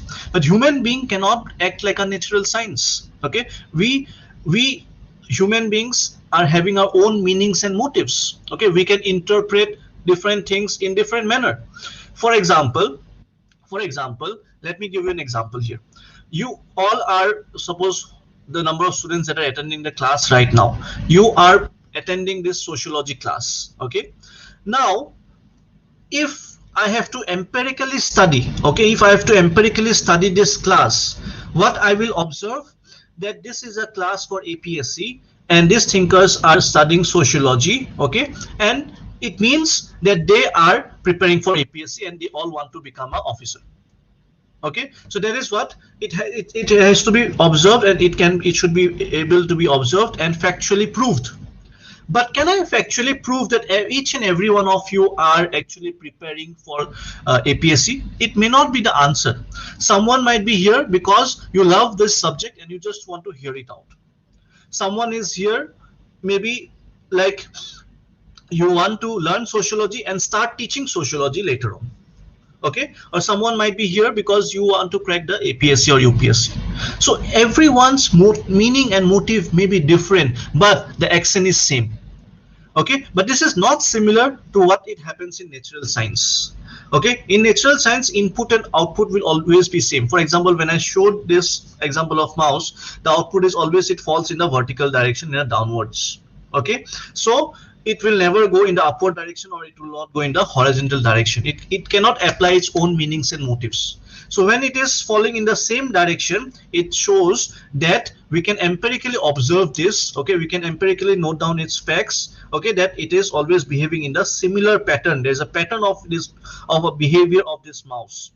Okay, but when we study society, okay, initially when this Enlightenment intellectual thinkers, okay, came forward to study society, they also believed, okay, that as natural science is able to come out with a grand solution or a grand conclusion which is universally applicable. For example, this mouse, when I throw it, it falls always in the downward direction. So this is universally applicable. So similarly, the Enlightenment thinkers also thought initially that the society also behaves in a certain direction, okay, in a similar pattern. However the society guides them, they will behave in a certain pattern, and that is why we can study the society in an empirical manner. Okay, because it will be observable. Okay, it can be empirically or factually observed. All right, so the thinkers thought that we'll study the pattern of the behavior of the individuals, okay, and then we'll come out with a grand theory of solution for all the problems that has come forward because of the rise of modern society. Okay, so these thinkers will start developing the methodologies, or start using the methodologies as similar to natural science. Okay, if you have not understood what is empirical observation, what is positivism, you need not worry, because this is a topic of discussion of the next class. Okay, so these thinkers found the traditional values and institutions to be what? Irrational, as we have already discussed.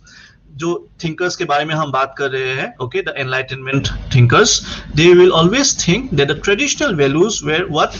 Irrational. Okay, and they had a mission to overcome this irrational thought process and come with a new thought process which is very much rational and filled with logic and reason. Okay, because they believe the solutions will come only with the help of reasoning and logic. Okay, not through irrational thought process.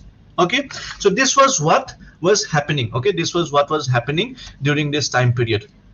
Okay, so but definitely if I tell you, when there are modern thinkers like Emile Durkheim, Auguste Comte, okay, who are coming out with this new rational mindset, will not be there always a counter argument to it? For example, let me give you an example. For example, अगर आज के time पे if there is a law coming out with LGBT rights for lesbian, gay, bisexual and transgenders, if there's a law coming up, okay, so then will there be not some counter arguments to LGBT rights? Definitely there will be. For example, even if we saw it when during the triple talaq issue, okay, last few years when triple talaq issue like got repealed, okay, and uniform civil code article 44 was imposed for everyone. So there, in fact, there were counter arguments from the ulemas of the Islam religion that triple talaq should still continue, okay, it should not be banned. So whatever force come, there is always a counter to that force. Similarly, when this Enlightenment school of thought came out with new rational thought process, the counter force that came out was the conservative school of thought, okay. And in this conservative school of thought, like they always, okay, they tried to go back to the traditional society, okay. Now there were two important thinkers, there are two important thinkers named which you should definitely know when we talk about the conservative school of thought, okay. And if I write it down, their names, okay, the conservative ones, like one is your Louis de Bonald, okay, you have to remember both the person's name, okay. One is Louis de Bonald, he is a conservative, he comes from the conservative school of thought, okay. And the second one is Joseph de Maistre, okay, Joseph de Maistre. Please try to see the spellings, okay, in detailed manner. You should not make any mistake in the spellings of the thinker's name, okay. So they mainly were coming from the Catholic Church, and they gave this counter arguments to the Enlightenment ideas, okay. Now Bonald, this Louis de Bonald, he wanted to return to the peace and harmony of the Middle Age, okay. They also had certain amount of like reasoning, okay. What they said, that now modern society has come out, Enlightenment thinkers are supporting it, but where is the peace? Okay, there are so many conflicts, there are so many cases of inequality, crimes are going up, so there is no peace. Let us go back to the traditional society where there was a lot of peace and harmony, and that is what we need to go to the Middle Ages, okay.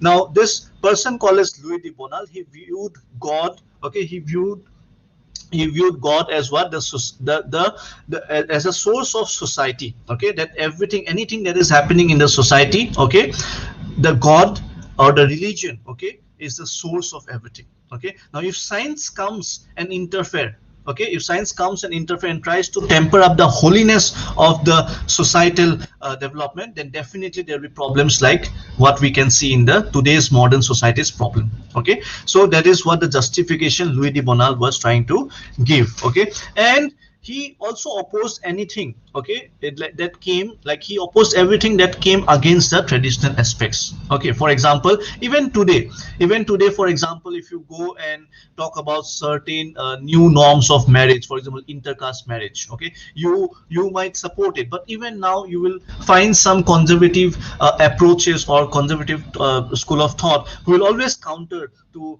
like the intercaste marriage, okay. They will never support the intercaste marriage. So this was what also was happening in that time period when the Enlightenment school of thought like Herbert Spencer, Emile Durkheim, Auguste Comte were trying to like address the solutions, okay. They were trying to bring out the solutions for the problems of that time period, okay. At the same time, there were conservative thinkers like Louis de Bonald and Joseph de Maistre, okay. They were coming up and they were trying to give the arguments against the Enlightenment school of thought, okay. So what did Louis de Bonald say? He wanted a return, okay. You can note down this point. He wanted a return to the peace and harmony of the Middle Ages, okay. And he viewed God as the source of the society, okay.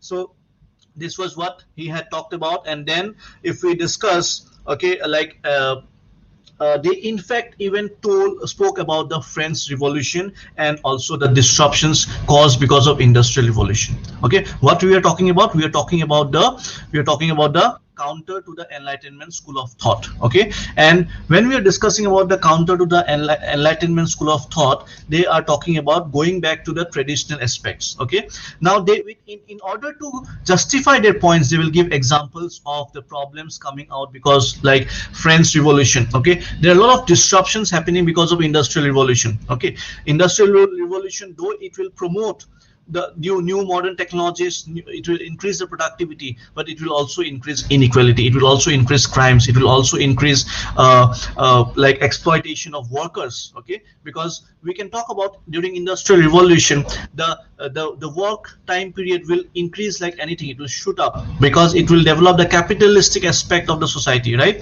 It will develop the capitalism. Okay, and when the capitalism will be promoted, what will happen? That because of the rise in capitalism, the ownership class will always go for profit maximization, and they will always want that their laborers, their workers, work for the maximum time period. All right, but then this will give rise to what? This will give rise to different forms of labor movement. Okay, because the workers at one time, they will come to and face the frustration, and they will face the exploitation by the owners of the factories. Okay, so this is also a problem of labor movement that what we can see even in today's date. Okay, what we can see even in today's date. So these problems are the problems of the modern society. Okay, and due to these problems, the conservative school of thought were using these problems to highlight, to justify their point of view that the Enlightenment school of thought, okay, is wrong, and we need to go back to the traditional society, or to the Middle Ages, where the society was peaceful and harmony. Okay, but again, definitely the Enlightenment school of thought will always counter to the conservative, and they will highlight the positive aspects of the society, the positive aspects of the modern society, and then they will try to justify by bringing out certain solutions. Okay, by bringing out certain solutions. Now, please try to listen to this point very, very carefully. Okay, what I'm trying to what I'm going to say as of now, and that is, till now what we've discussed. We have discussed Middle Age, Dark Age of Europe, rise of new ideas. Okay, rise of new ideas, commercial revolution, scientific revolution, that giving rise to new modern society. Okay, which gave rise to the new school of thought, that is your Enlightenment school of thought. Now, because of the rise of Enlightenment school of thought, there is a counter school of thought to Enlightenment, and that is a conservative school of thought. Okay, because Enlightenment school of thought is only showing the positive aspects of the modern society. Are you getting it? Enlightenment school of thought is only showing the positive aspects of the modern society. But what will conservative school of thought do? It will show the demerits of the modern society. It will show the defects or defective aspects of the modern society. Now, what are the thinkers' job as of now, or the intellectual forces that are coming up during this time period? What are their job as of now? This reaction, okay, this conservative reaction towards the Enlightenment school of thought will actually help the thinkers to take their subjects, okay, for study. And what will be the subjects for study? The solution to these problems, which are being highlighted by the conservative school of thought, okay, as a result of the rise of modern society. Are you getting me? If you are with me, please write yes in the comment section. The point that I made, this is the most important point you need to catch in today's class. Rise of sociology is actually because of the reaction of the conservatives, nothing else. This is the complete summary line of the entire class of today. Rise of sociology, okay, rise of sociology, or rise of a new distinct discipline, okay, that is sociology, is only and only because of the reaction of the conservatives and nothing else. Okay, now what was the reaction of the conservatives? The problems highlighted by the modern society. And now these thinkers, the founding fathers of sociology, will try to do what? Because the founding fathers of sociology, they come from which school of thought? They come from Enlightenment school of thought. Okay, Herbert Spencer, Emile Durkheim, if you're talking about them, okay, or Auguste Comte, they all come from the Enlightenment school of thought. Okay, because they believe in the modern society, and they were trying to do what? They were influenced by science. Okay, they were influenced by science. They were seeing that if there is a problem, we can come out with a grand solution, as like the science gives us. And when they saw the problems highlighted by the conservative school of thought, problems like labor movement, problems like French Revolution, problems like inequality, problems like population explosion, problems like crime rates going up. Okay, so what will the founding fathers of sociology try to do? Now they will try to study these problems, okay, in different societies, and they will try to come out with a new solution, and that will be the sociology. So that is the job, that is what the Enlightenment school of thought initially thought, that we will also, like natural science, will also come out with a grand solution. Will come out with the solution which will be universally applicable. Suppose if in different societies the crime rates are high, we'll come out with such a solution that if we apply that solution, the crime rates will go down in all the societies. This is what the founding fathers went wrong. Okay, because they missed the part that's because they were so much influenced by natural science, they forgot to take up the different form of methodologies which other sociologists, thinkers will take in the future time period that we'll discuss in the various other classes. But we are just talking about what the initial stage of sociology. It is now growing up as a new distinct discipline. Okay, it has not matured up. It has to counter to various other subjects also. For example, psychology will come and question sociology. That you are studying human behavior. Psychology is also studying humans. Okay, why do we need a different subject altogether? Because sociology is a new subject. Okay, Trishna, father of sociology, is Auguste Comte.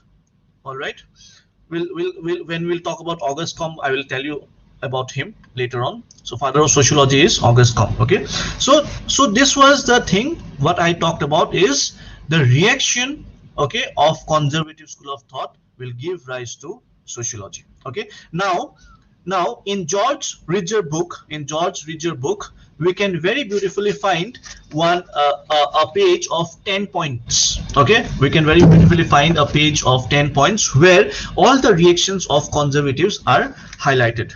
Okay, so that is being highlighted by a thinker called as Jaitlin. Okay, that is being highlighted by a thinker called as Jaitlin. Let me just share the screen to you.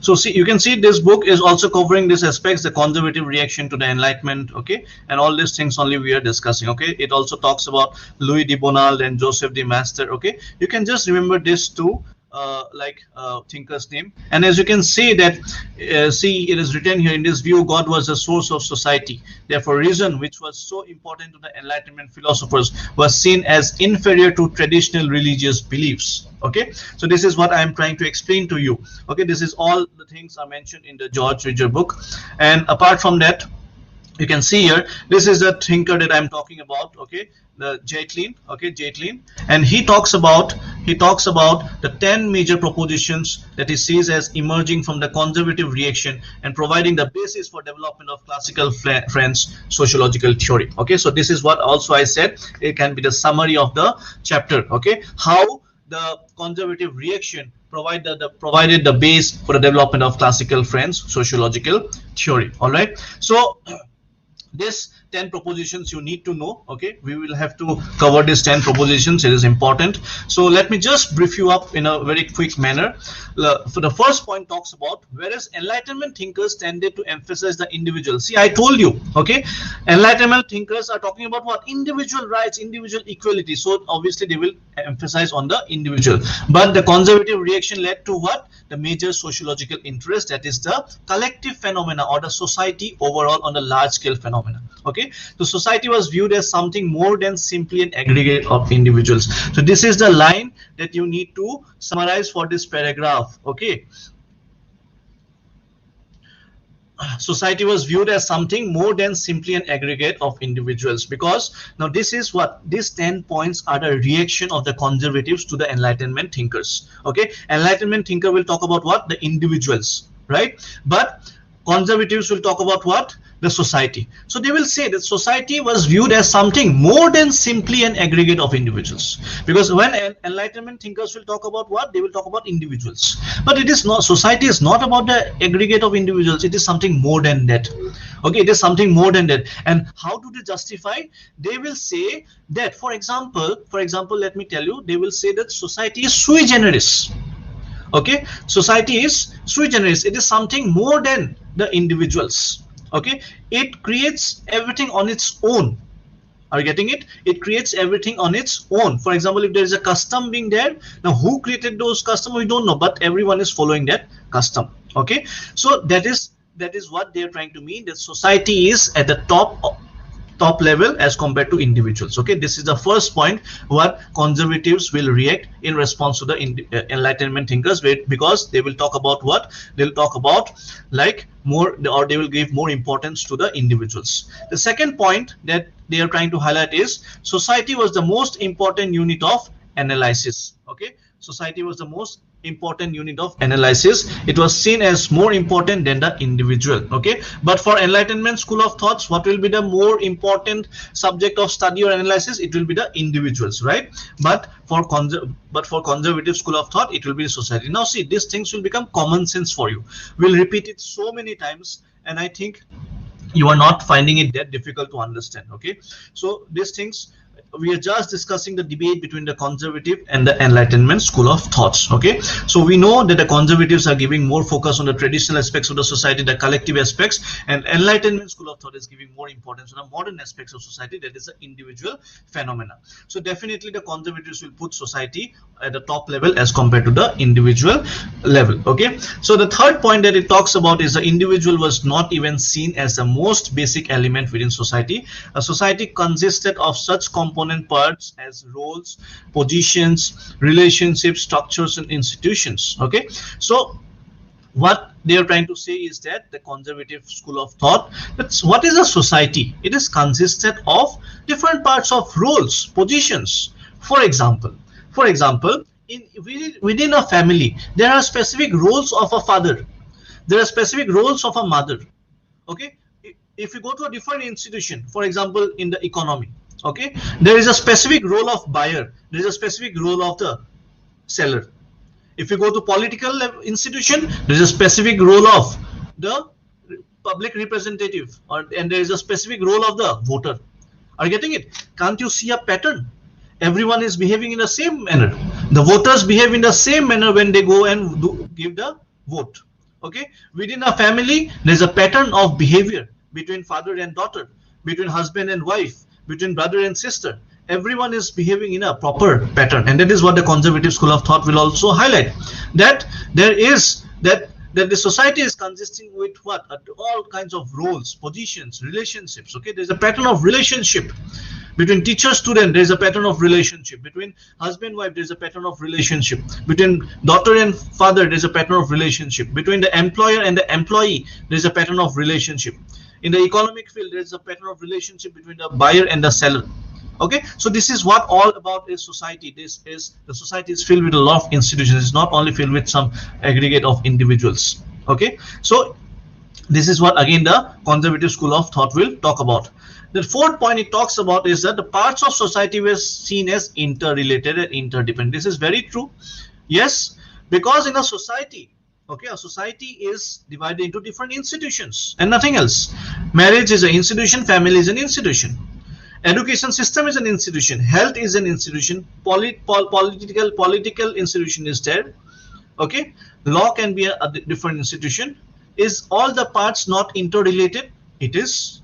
Whatever policy will be formed by the political level institution, it will be also putting an impact on the education of the society. Is it not? It will also put an impact on the marriage alliances of the society. For example, Triple Talaq Act. Okay, Triple Talaq, which was banned by the political institution, directly puts an impact on the what? On the individual level, or on the marriage as an institution or family as an institution. So the society is very much interrelated and interdependent on the other different parts. Okay, so there are interrelationships, and this is the major basis of society. Okay, so how can you then talk about only about individual right or individual feeling of equality or like that? Okay, so these things are being questioned by the conservative school of thought. Okay, so with this, for example, if I tell you one more thing, okay, for example, that is why the conservatives actually said, what were the Enlightenment school of thought trying to do? They were trying to remove religion from the society, is it not? Because they were questioning religion. Okay, they were questioning the authority of the church, they were questioning the wisdom of the church. So the conservatives were questioning them, countering them, that if you remove religion, the impact will be on the overall society. There will be chaos in the society, and that is why the modern society is facing so many problems in the society. Okay, so this was the reaction from the conservative school of thought. Okay, then the point number 5, if you see, change a threat to society and its components, including, okay, it talks about change was seen as a threat not only to society and its components but also to the individuals in society. Okay, so because of the change, okay, from feudal to capitalistic, from traditional to modern society, there were so many problems coming up, right? Like the problems that I have been mentioning. So change was seen as a threat for the society because of these problems. French Revolution, so many people died in the revolution, the wars. Okay, so conservatives will talk about what? That there will be a social disorder. The social order will not be able to be maintained. And this is where, again, this is a further point for the thinkers to come ahead, and the Enlightenment school of thought will study on this. Okay, the founding fathers of sociology. Okay, the founding fathers of sociology will try to form the base from the reaction of the conservatives. Now there's a debate going on at the top level between Enlightenment and conservatives. Okay, now the founding fathers are here. Now these founding fathers are trying to pick up the points from this debate, that they are talking about there is no social disorder. And why there is no social disorder? Because of the evolution of the modern society. Okay, so then how to bring back the social order? That let us find out the grand solutions again. And this is what is being done by the this is what is being done by the founding fathers of sociology, because they were so much influenced from the science, okay, from the science, that they will try to find out a major solution which can be applied at a universal level. Okay, so this was again a point that they were talking about, this social disorder. Please see this point. So if we talk about the important thing that the thinkers will try to bring is the social order, how to bring social order in the society. Okay, and in order to bring social order, that means what? There is a problem in the society, that is social disorder. So they will try to find out solutions, okay, in order to bring social order. Then the conservatives reacted like small units. Point number 7, you can see small units such as the family, neighborhood, religious, occupational groups were also seen as essential to individuals. Is it not? Can you live as an individual only in the society? When you come back from your school, when you come back from your office, you go out and talk to your family members, you talk to your neighborhood, okay? Then how can you just, survive in a modern society, okay, without living in a society and just by focusing on the individual aspects? And that is what again is getting questioned by the conservative school of thought. There was a tendency to see various modern social changes such as industrialization, urbanization, bureaucratization as having disorganizing effects.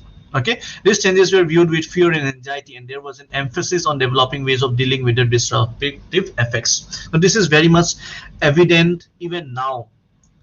Through point number 8, what conservatives are trying to say is that what are the various aspects of modern society? That there will be industrialization. Okay, yes, definitely. A modern society feature can be industrialization, urbanization, bureaucratization. Okay, sorry.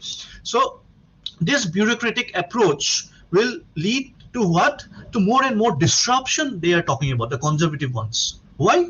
Can't we see red tapeism in our bureaucracy? That is what? Red tapeism. Okay, red tapeism is what? Again, a disruptive force. Bureaucracy tries to make the things more complex. That is what is being said by the conservative school of thought. That because of bureaucracy, things are becoming more complex. Okay, there is red tapeism in the system. Things are getting slower. So better was to go back to the original traditional society. Okay, they are talking about urbanization. If you, okay, Enlightenment school of thought is saying urbanization is good, but urbanization is giving rise to inequality. It is giving rise to slums. It is giving rise to very poor sanitation facilities. Okay, it is increasing crime rates. Then how can we say urbanization is good? Enlightenment school of thought is saying that industrialization is very good. It is increasing productivity. It is increasing the GDP of the country. It is increasing the income, per capita income of individual. But then conservatives will counter and say industrialization is giving us labor movement. Okay, it is increasing exploitation of workers. It is creating inequality and more divide between members of the society. It cannot be considered as something good. So let us go back to the original. So what the conservative school of thought thinkers are trying to say is that there are a lot of social disorder happening because of the modern society coming up. Okay, and this reaction of the conservatives will give the will form the basis of studies for the founding fathers of sociology. Okay, so the question that I gave you in the initial class was what? How had the Enlightenment contributed? Okay, Enlightenment contributed to the emergence of sociology. So you'll have to write about the Enlightenment. What is Enlightenment? What were the features of Enlightenment? Okay, then what were the counters to the Enlightenment and how they formed? Because Enlightenment directly did not form or directly did not lead to emergence of sociology. Enlightenment came, its counter came conservative, and conservative reactions led to the emergence of sociology. I hope you understood the link, okay, in the entire evolution of sociology as a new distinct discipline. All right, so these are certain, this you can just read, okay, this 10 points. These are very important in order to understand the conservative reactions. All right, in order to understand the conservative reactions that actually led to the founding of sociology as a new distinct discipline. All right, so now, like, so definitely, like, now let us come back and let us understand that what is modernity. Okay, yes, definitely, Rishabh, pollution is also a problem of the modern society, which is also a result of industrialization. You can highlight these points also. Okay, that's not a problem. So now what will happen? So now, as the modern society has developed already, okay, and we can now talk about the 18th 19th century time period, and this led, like, this time period, okay, 18th to 19th century, we can say that the thinkers, okay, we find the thinkers who can be clearly identified as sociologists. All right, because prior to this, there were even thinkers who were talking about society, but they were not sociologists. Getting it? Because once these debates are happening, okay, there were many thinkers who were talking about the society, about the problems of society, but we cannot tell or claim everyone to be a sociologist. Okay, so that is why I'm telling you this, because we cannot precisely say that when sociology began. Okay, there is no distinct, like, a particular date that from so and so date sociology had begun in as a new distinct discipline of subject. Okay, so because if we go and talk about Plato, okay, because Plato in fact had also given the, like, some basic assumptions that how a society looks like, but we cannot say Plato as a sociologist because he was not doing what a sociologist should do. Okay, so then similarly there were, like, scholars like James Harrington in 1670s. Okay, and James Harrington was trying to talk about how to develop a utopia society. Utopia society means an ideal society with free from all problems. Okay, but again, their ideas were not relevant enough to what a sociologist idea should be, and that is why we cannot consider them as the sociologist. Okay, so if we try to go back and ask that, like, when sociology evolved or when it was started to begin, like, as a new distinct discipline. Okay, so we will try to understand from the time period of 18th 19th century, because that is the time when scholars like Herbert Spencer, okay, then Auguste Comte came up, and they were trying to address the questions or the reactions of the conservative school of thoughts. Okay, and that is where sociology developed as a new distinct discipline. All right, so if we talk about this, we have almost come to an end. Okay, we've almost come to an end. Like, of the entire lecture, how sociology evolved as a new distinct discipline, and how had the Enlightenment contributed to the emergence of sociology as a new distinct discipline. Okay, I hope you have all understood. Okay, so now we'll go one by one, of the topics now. But before that, let me tell you, there's a homework for all of you. You need to study the IGNO chapter. Okay, the complete one. You need to study that chapter. And George Ridger, I'll give you the page numbers. Okay, I think I can give you the page numbers right now. You need to read these page numbers, like from page number for George Ridger. Okay, you can read from page 1. Okay, and whatever we have discussed, you can only focus on those parts. If you find something extra, just you can ignore. Okay, so you can read from page number 3, that is the first page of the chapter. Okay, and you can read till page number 13 from George Ridger. Okay, the next topic that will be started is development of French sociology. From there, you don't have to study. You can read from page number 3 to page number 13 from George Ridger, and the complete chapter of the IGNO book. Okay, you all can download it. I'll start sharing it after we start with the paid batch. So as of now, you need to buy the 2 books, George Ridger and Columbus and Holborn. Okay, and please complete the IGNO chapter, and at the same time you need to complete the chapter from this book written by George Ridger. Okay, now let us come back to the question that I had given you. Okay, because this is a format that I want to show it to you, that what we need to write in our answer. Okay, and you all need to approach, you all need to give effort and write down the answer. Okay, now when we write a sociological answer, first of all, we see the question, and then we will understand the question definitely, what is the demand of the question. But while doing this, okay, the point should not be coming up in a random manner. Okay, there should be a proper flow of the answer. That is very important, and that is what you will also see in my answers, or whenever I'll be discussing the model answers with you, you'll see a proper flow of the answer. Okay, that is very important in writing a sociological answer, and it's easy. Okay, so that proper plotting of the points, so you just need to think once before you write the answer. Okay, so just don't keep on writing random points in your answer. So when we talk about how had the Enlightenment, the question that I gave it to you at the initial, in the beginning of the class, how had the Enlightenment contributed to the emergence of sociology? Okay, Enlightenment and emergence of sociology. I hope you have understood how Enlightenment had evolved sociology. Can you just write a yes? How many of you have understood today's class? How many of you have understood today's class? Can you just let me know and give your feedback? After that, I'll be discussing the model answer. Okay, I'll be discussing the model answer, because today is the first class. Today is the first question that I've given you. While you will start practicing your answer, you should know what to write and what not to write. Okay, can you just give your feedbacks, and also about the methodology of taking the class? Okay, because my class is mainly of explanation oriented, because I believe sociology should be explained more. Okay, it should be explained more, because your conceptual clarity is very important. Now see, I can guarantee on some of the points, even if someone have done masters in sociology, they might not be very clear that this reaction of conservatives actually led to the development of sociology as a new distinct discipline.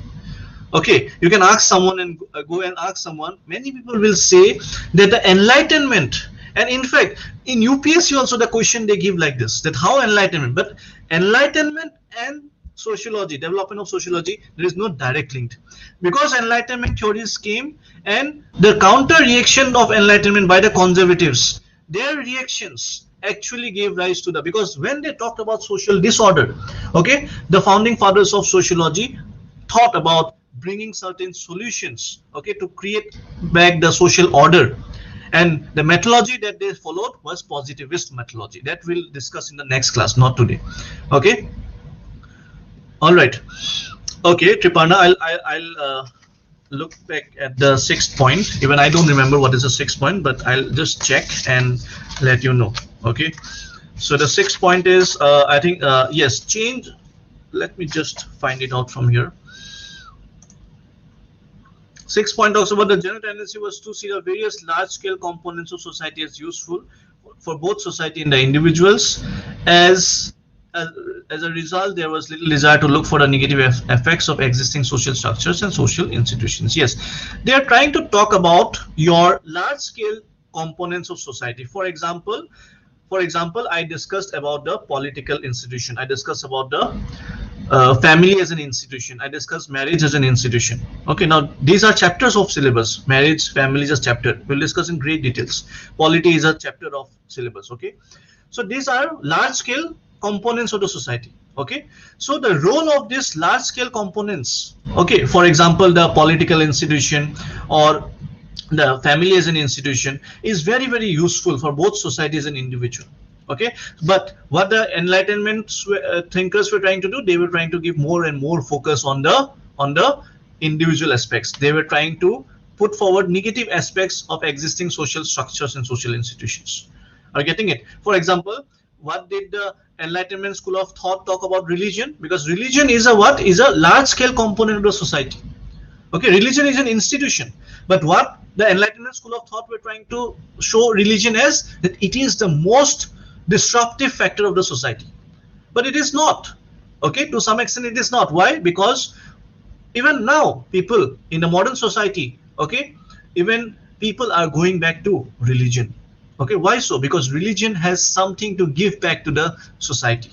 Okay, it holds the society to maintain its social order. Okay, but different thinkers will say different things on religion. We'll study religion as a chapter later on. Okay, so let's not go into the detail of what different thinkers have taught, because I have told you that sociology is not the truth.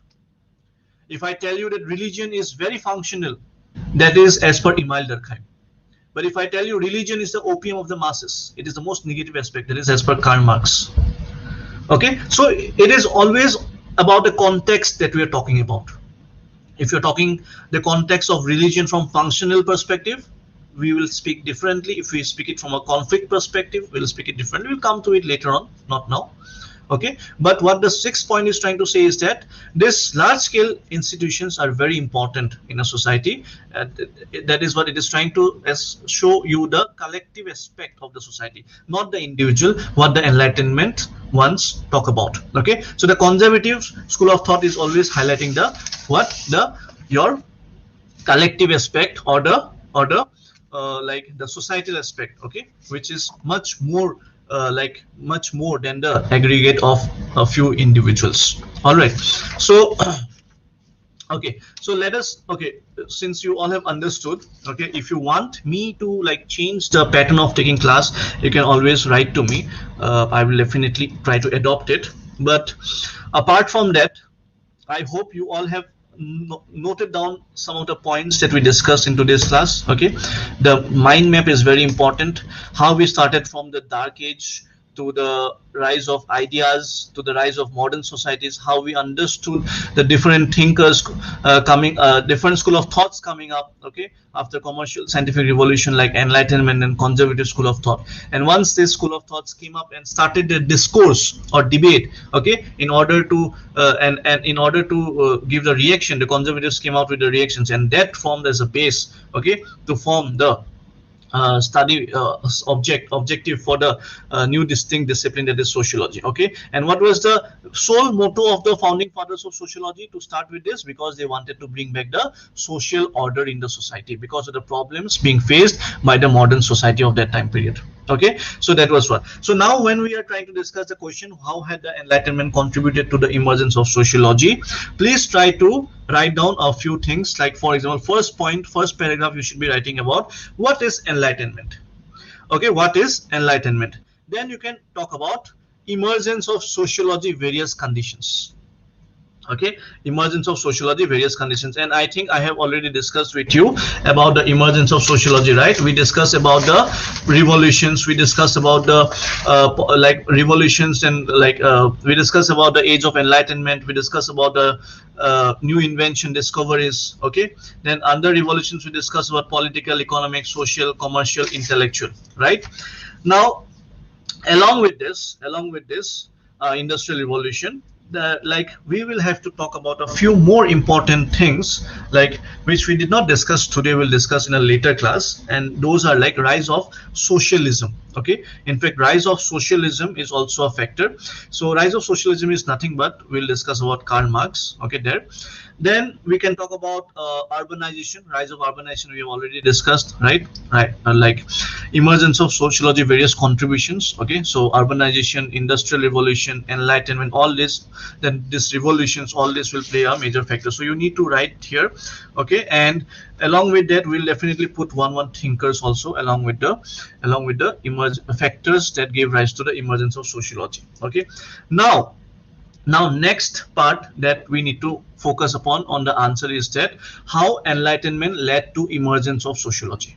Okay, how enlightenment led to emergence of sociology. So first, what you will write there, you will write about the enlightenment school of thought, what they were talking about. Okay, and then you will write about the conservative reactions. You can in fact write the 10 points. If not 10 points, you can in fact write 5 points. Okay, that these were the conservative reactions, and you should definitely highlight about Louis de Bonald and Joseph de Maistre. Okay, while writing the conservative reactions. Okay, and after this you talk about the social disorder, and in order to promote the social order, okay, so this thinker started to study the society, and sociology is a new distinct subject evolved. Okay, and it led to the emergence of sociology.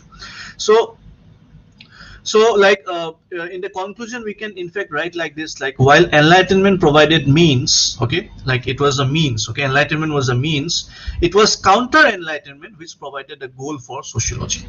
Okay, so this is a very balanced statement, because in the question it talks about how enlightenment gave rise to the led to the emergence of sociology. Okay, but in the conclusion line we can write a balanced statement, like enlightenment was like the means. Okay, because we know there is a means to reach the end. For example, right now your end is to, for example, your end can be to clear the civil service exam. And what are the means? Your means are like this classroom platform, the books are your means, your practice efforts are your means, right? So enlightenment are the means to reach the goal, and the goal is what? Obviously sociology. And counter enlightenment actually provided the goal, that is sociology. Okay, so apart from that, in the last you can just highlight the thinker's name, because the thinker's name is very important to write, and we'll write about August Comte, Emile Durkheim, Karl Marx. Okay, and their influence actually gave rise to the emergence of sociology as a new distinct discipline, or in fact you can talk about say like body of knowledge. Okay, so this is how you end your answer. So I think you got the answer, and see, it's very easy. Okay, the contents are easy. Okay, there is nothing like rocket science. Sources are very minimum. Okay, for this topic you just need to read the IGNOU one chapter and George Ridger. You need to study 13 pages. Okay, in fact 13 pages में से भी जितना मैंने पढ़ा है सिर्फ उतना ही पढ़ लो. अगर कुछ नया मिलता है तो मत पढ़ो, because see, from this topic आपको इतना स्कोप नहीं मिलेगा कि आप बहुत से लिखोगे. Only 200 words. Getting it? Only 200 words, and the amount of content that we have discussed will definitely like go beyond 200 words if you write everything. You cannot write everything. Okay, but you have to at least highlight. Now the best part of sociology is that you have this content, it's easy to understand, you just reproduce it in your answer paper, but the structure has to be maintained, the flow of the answer has to be maintained, and thinkers have to be mentioned at all cost. Without thinkers, your sociological answer will never be sociological, will not get marks. So you have to write down the thinker's name, and we have discussed also, so there's so many thinkers' name, and this thinkers only you have to write if a question comes from this topic. Okay, so that is it. I think we'll come to an end for today. Next class will be on Sunday. Okay, or probably on Monday. I'll inform everyone. Sunday I have also a webinar to conduct. So if you will be informed in the groups and in the like in the social media. So if we don't take a class on Sunday, then we'll probably take the class on Monday, and then because 2 classes have been already taken, so Monday, Wednesday, and Friday you'll get 3 more classes for free. Okay, and and from the next week, we'll start with the paid courses. Okay, and the fees is 10,000 rupees for this online course, where you'll get everything for the for sociology as an optional subject. You'll definitely gain confidence after 4 months. That is what I can assure you. Okay, and do let me know how you found this class, whether you understood the topic, and please attempt the answer. Okay, please attempt the answer. Like when we'll come to the paid course, I'll also give you the model answers. Okay, need not worry about anything. I'll give you the model answers, I'll give you the notes and everything. Okay, uh, but as of now I cannot do that because I have to differentiate it out between the paid members and the non-paid members. Okay, but still I'm trying to contribute as much as I can from the free perspective for the benefits of the students. And I hope you all liked the class and enjoyed the class. All the best to all of you, and I will call it for the day. Okay, if you have any doubt, you can write to me, you can email us, you can contact in the number given in the description box. And those who are listening here to us, do download our CSAP app, which is available both in the Play Store and like in the Apple iStore. You can also follow our website www.csap.co.in for regular current affairs and answer writing sessions. And like if you have liked this effort and initiative, please do subscribe to our YouTube channel. Thank you and good night, everyone.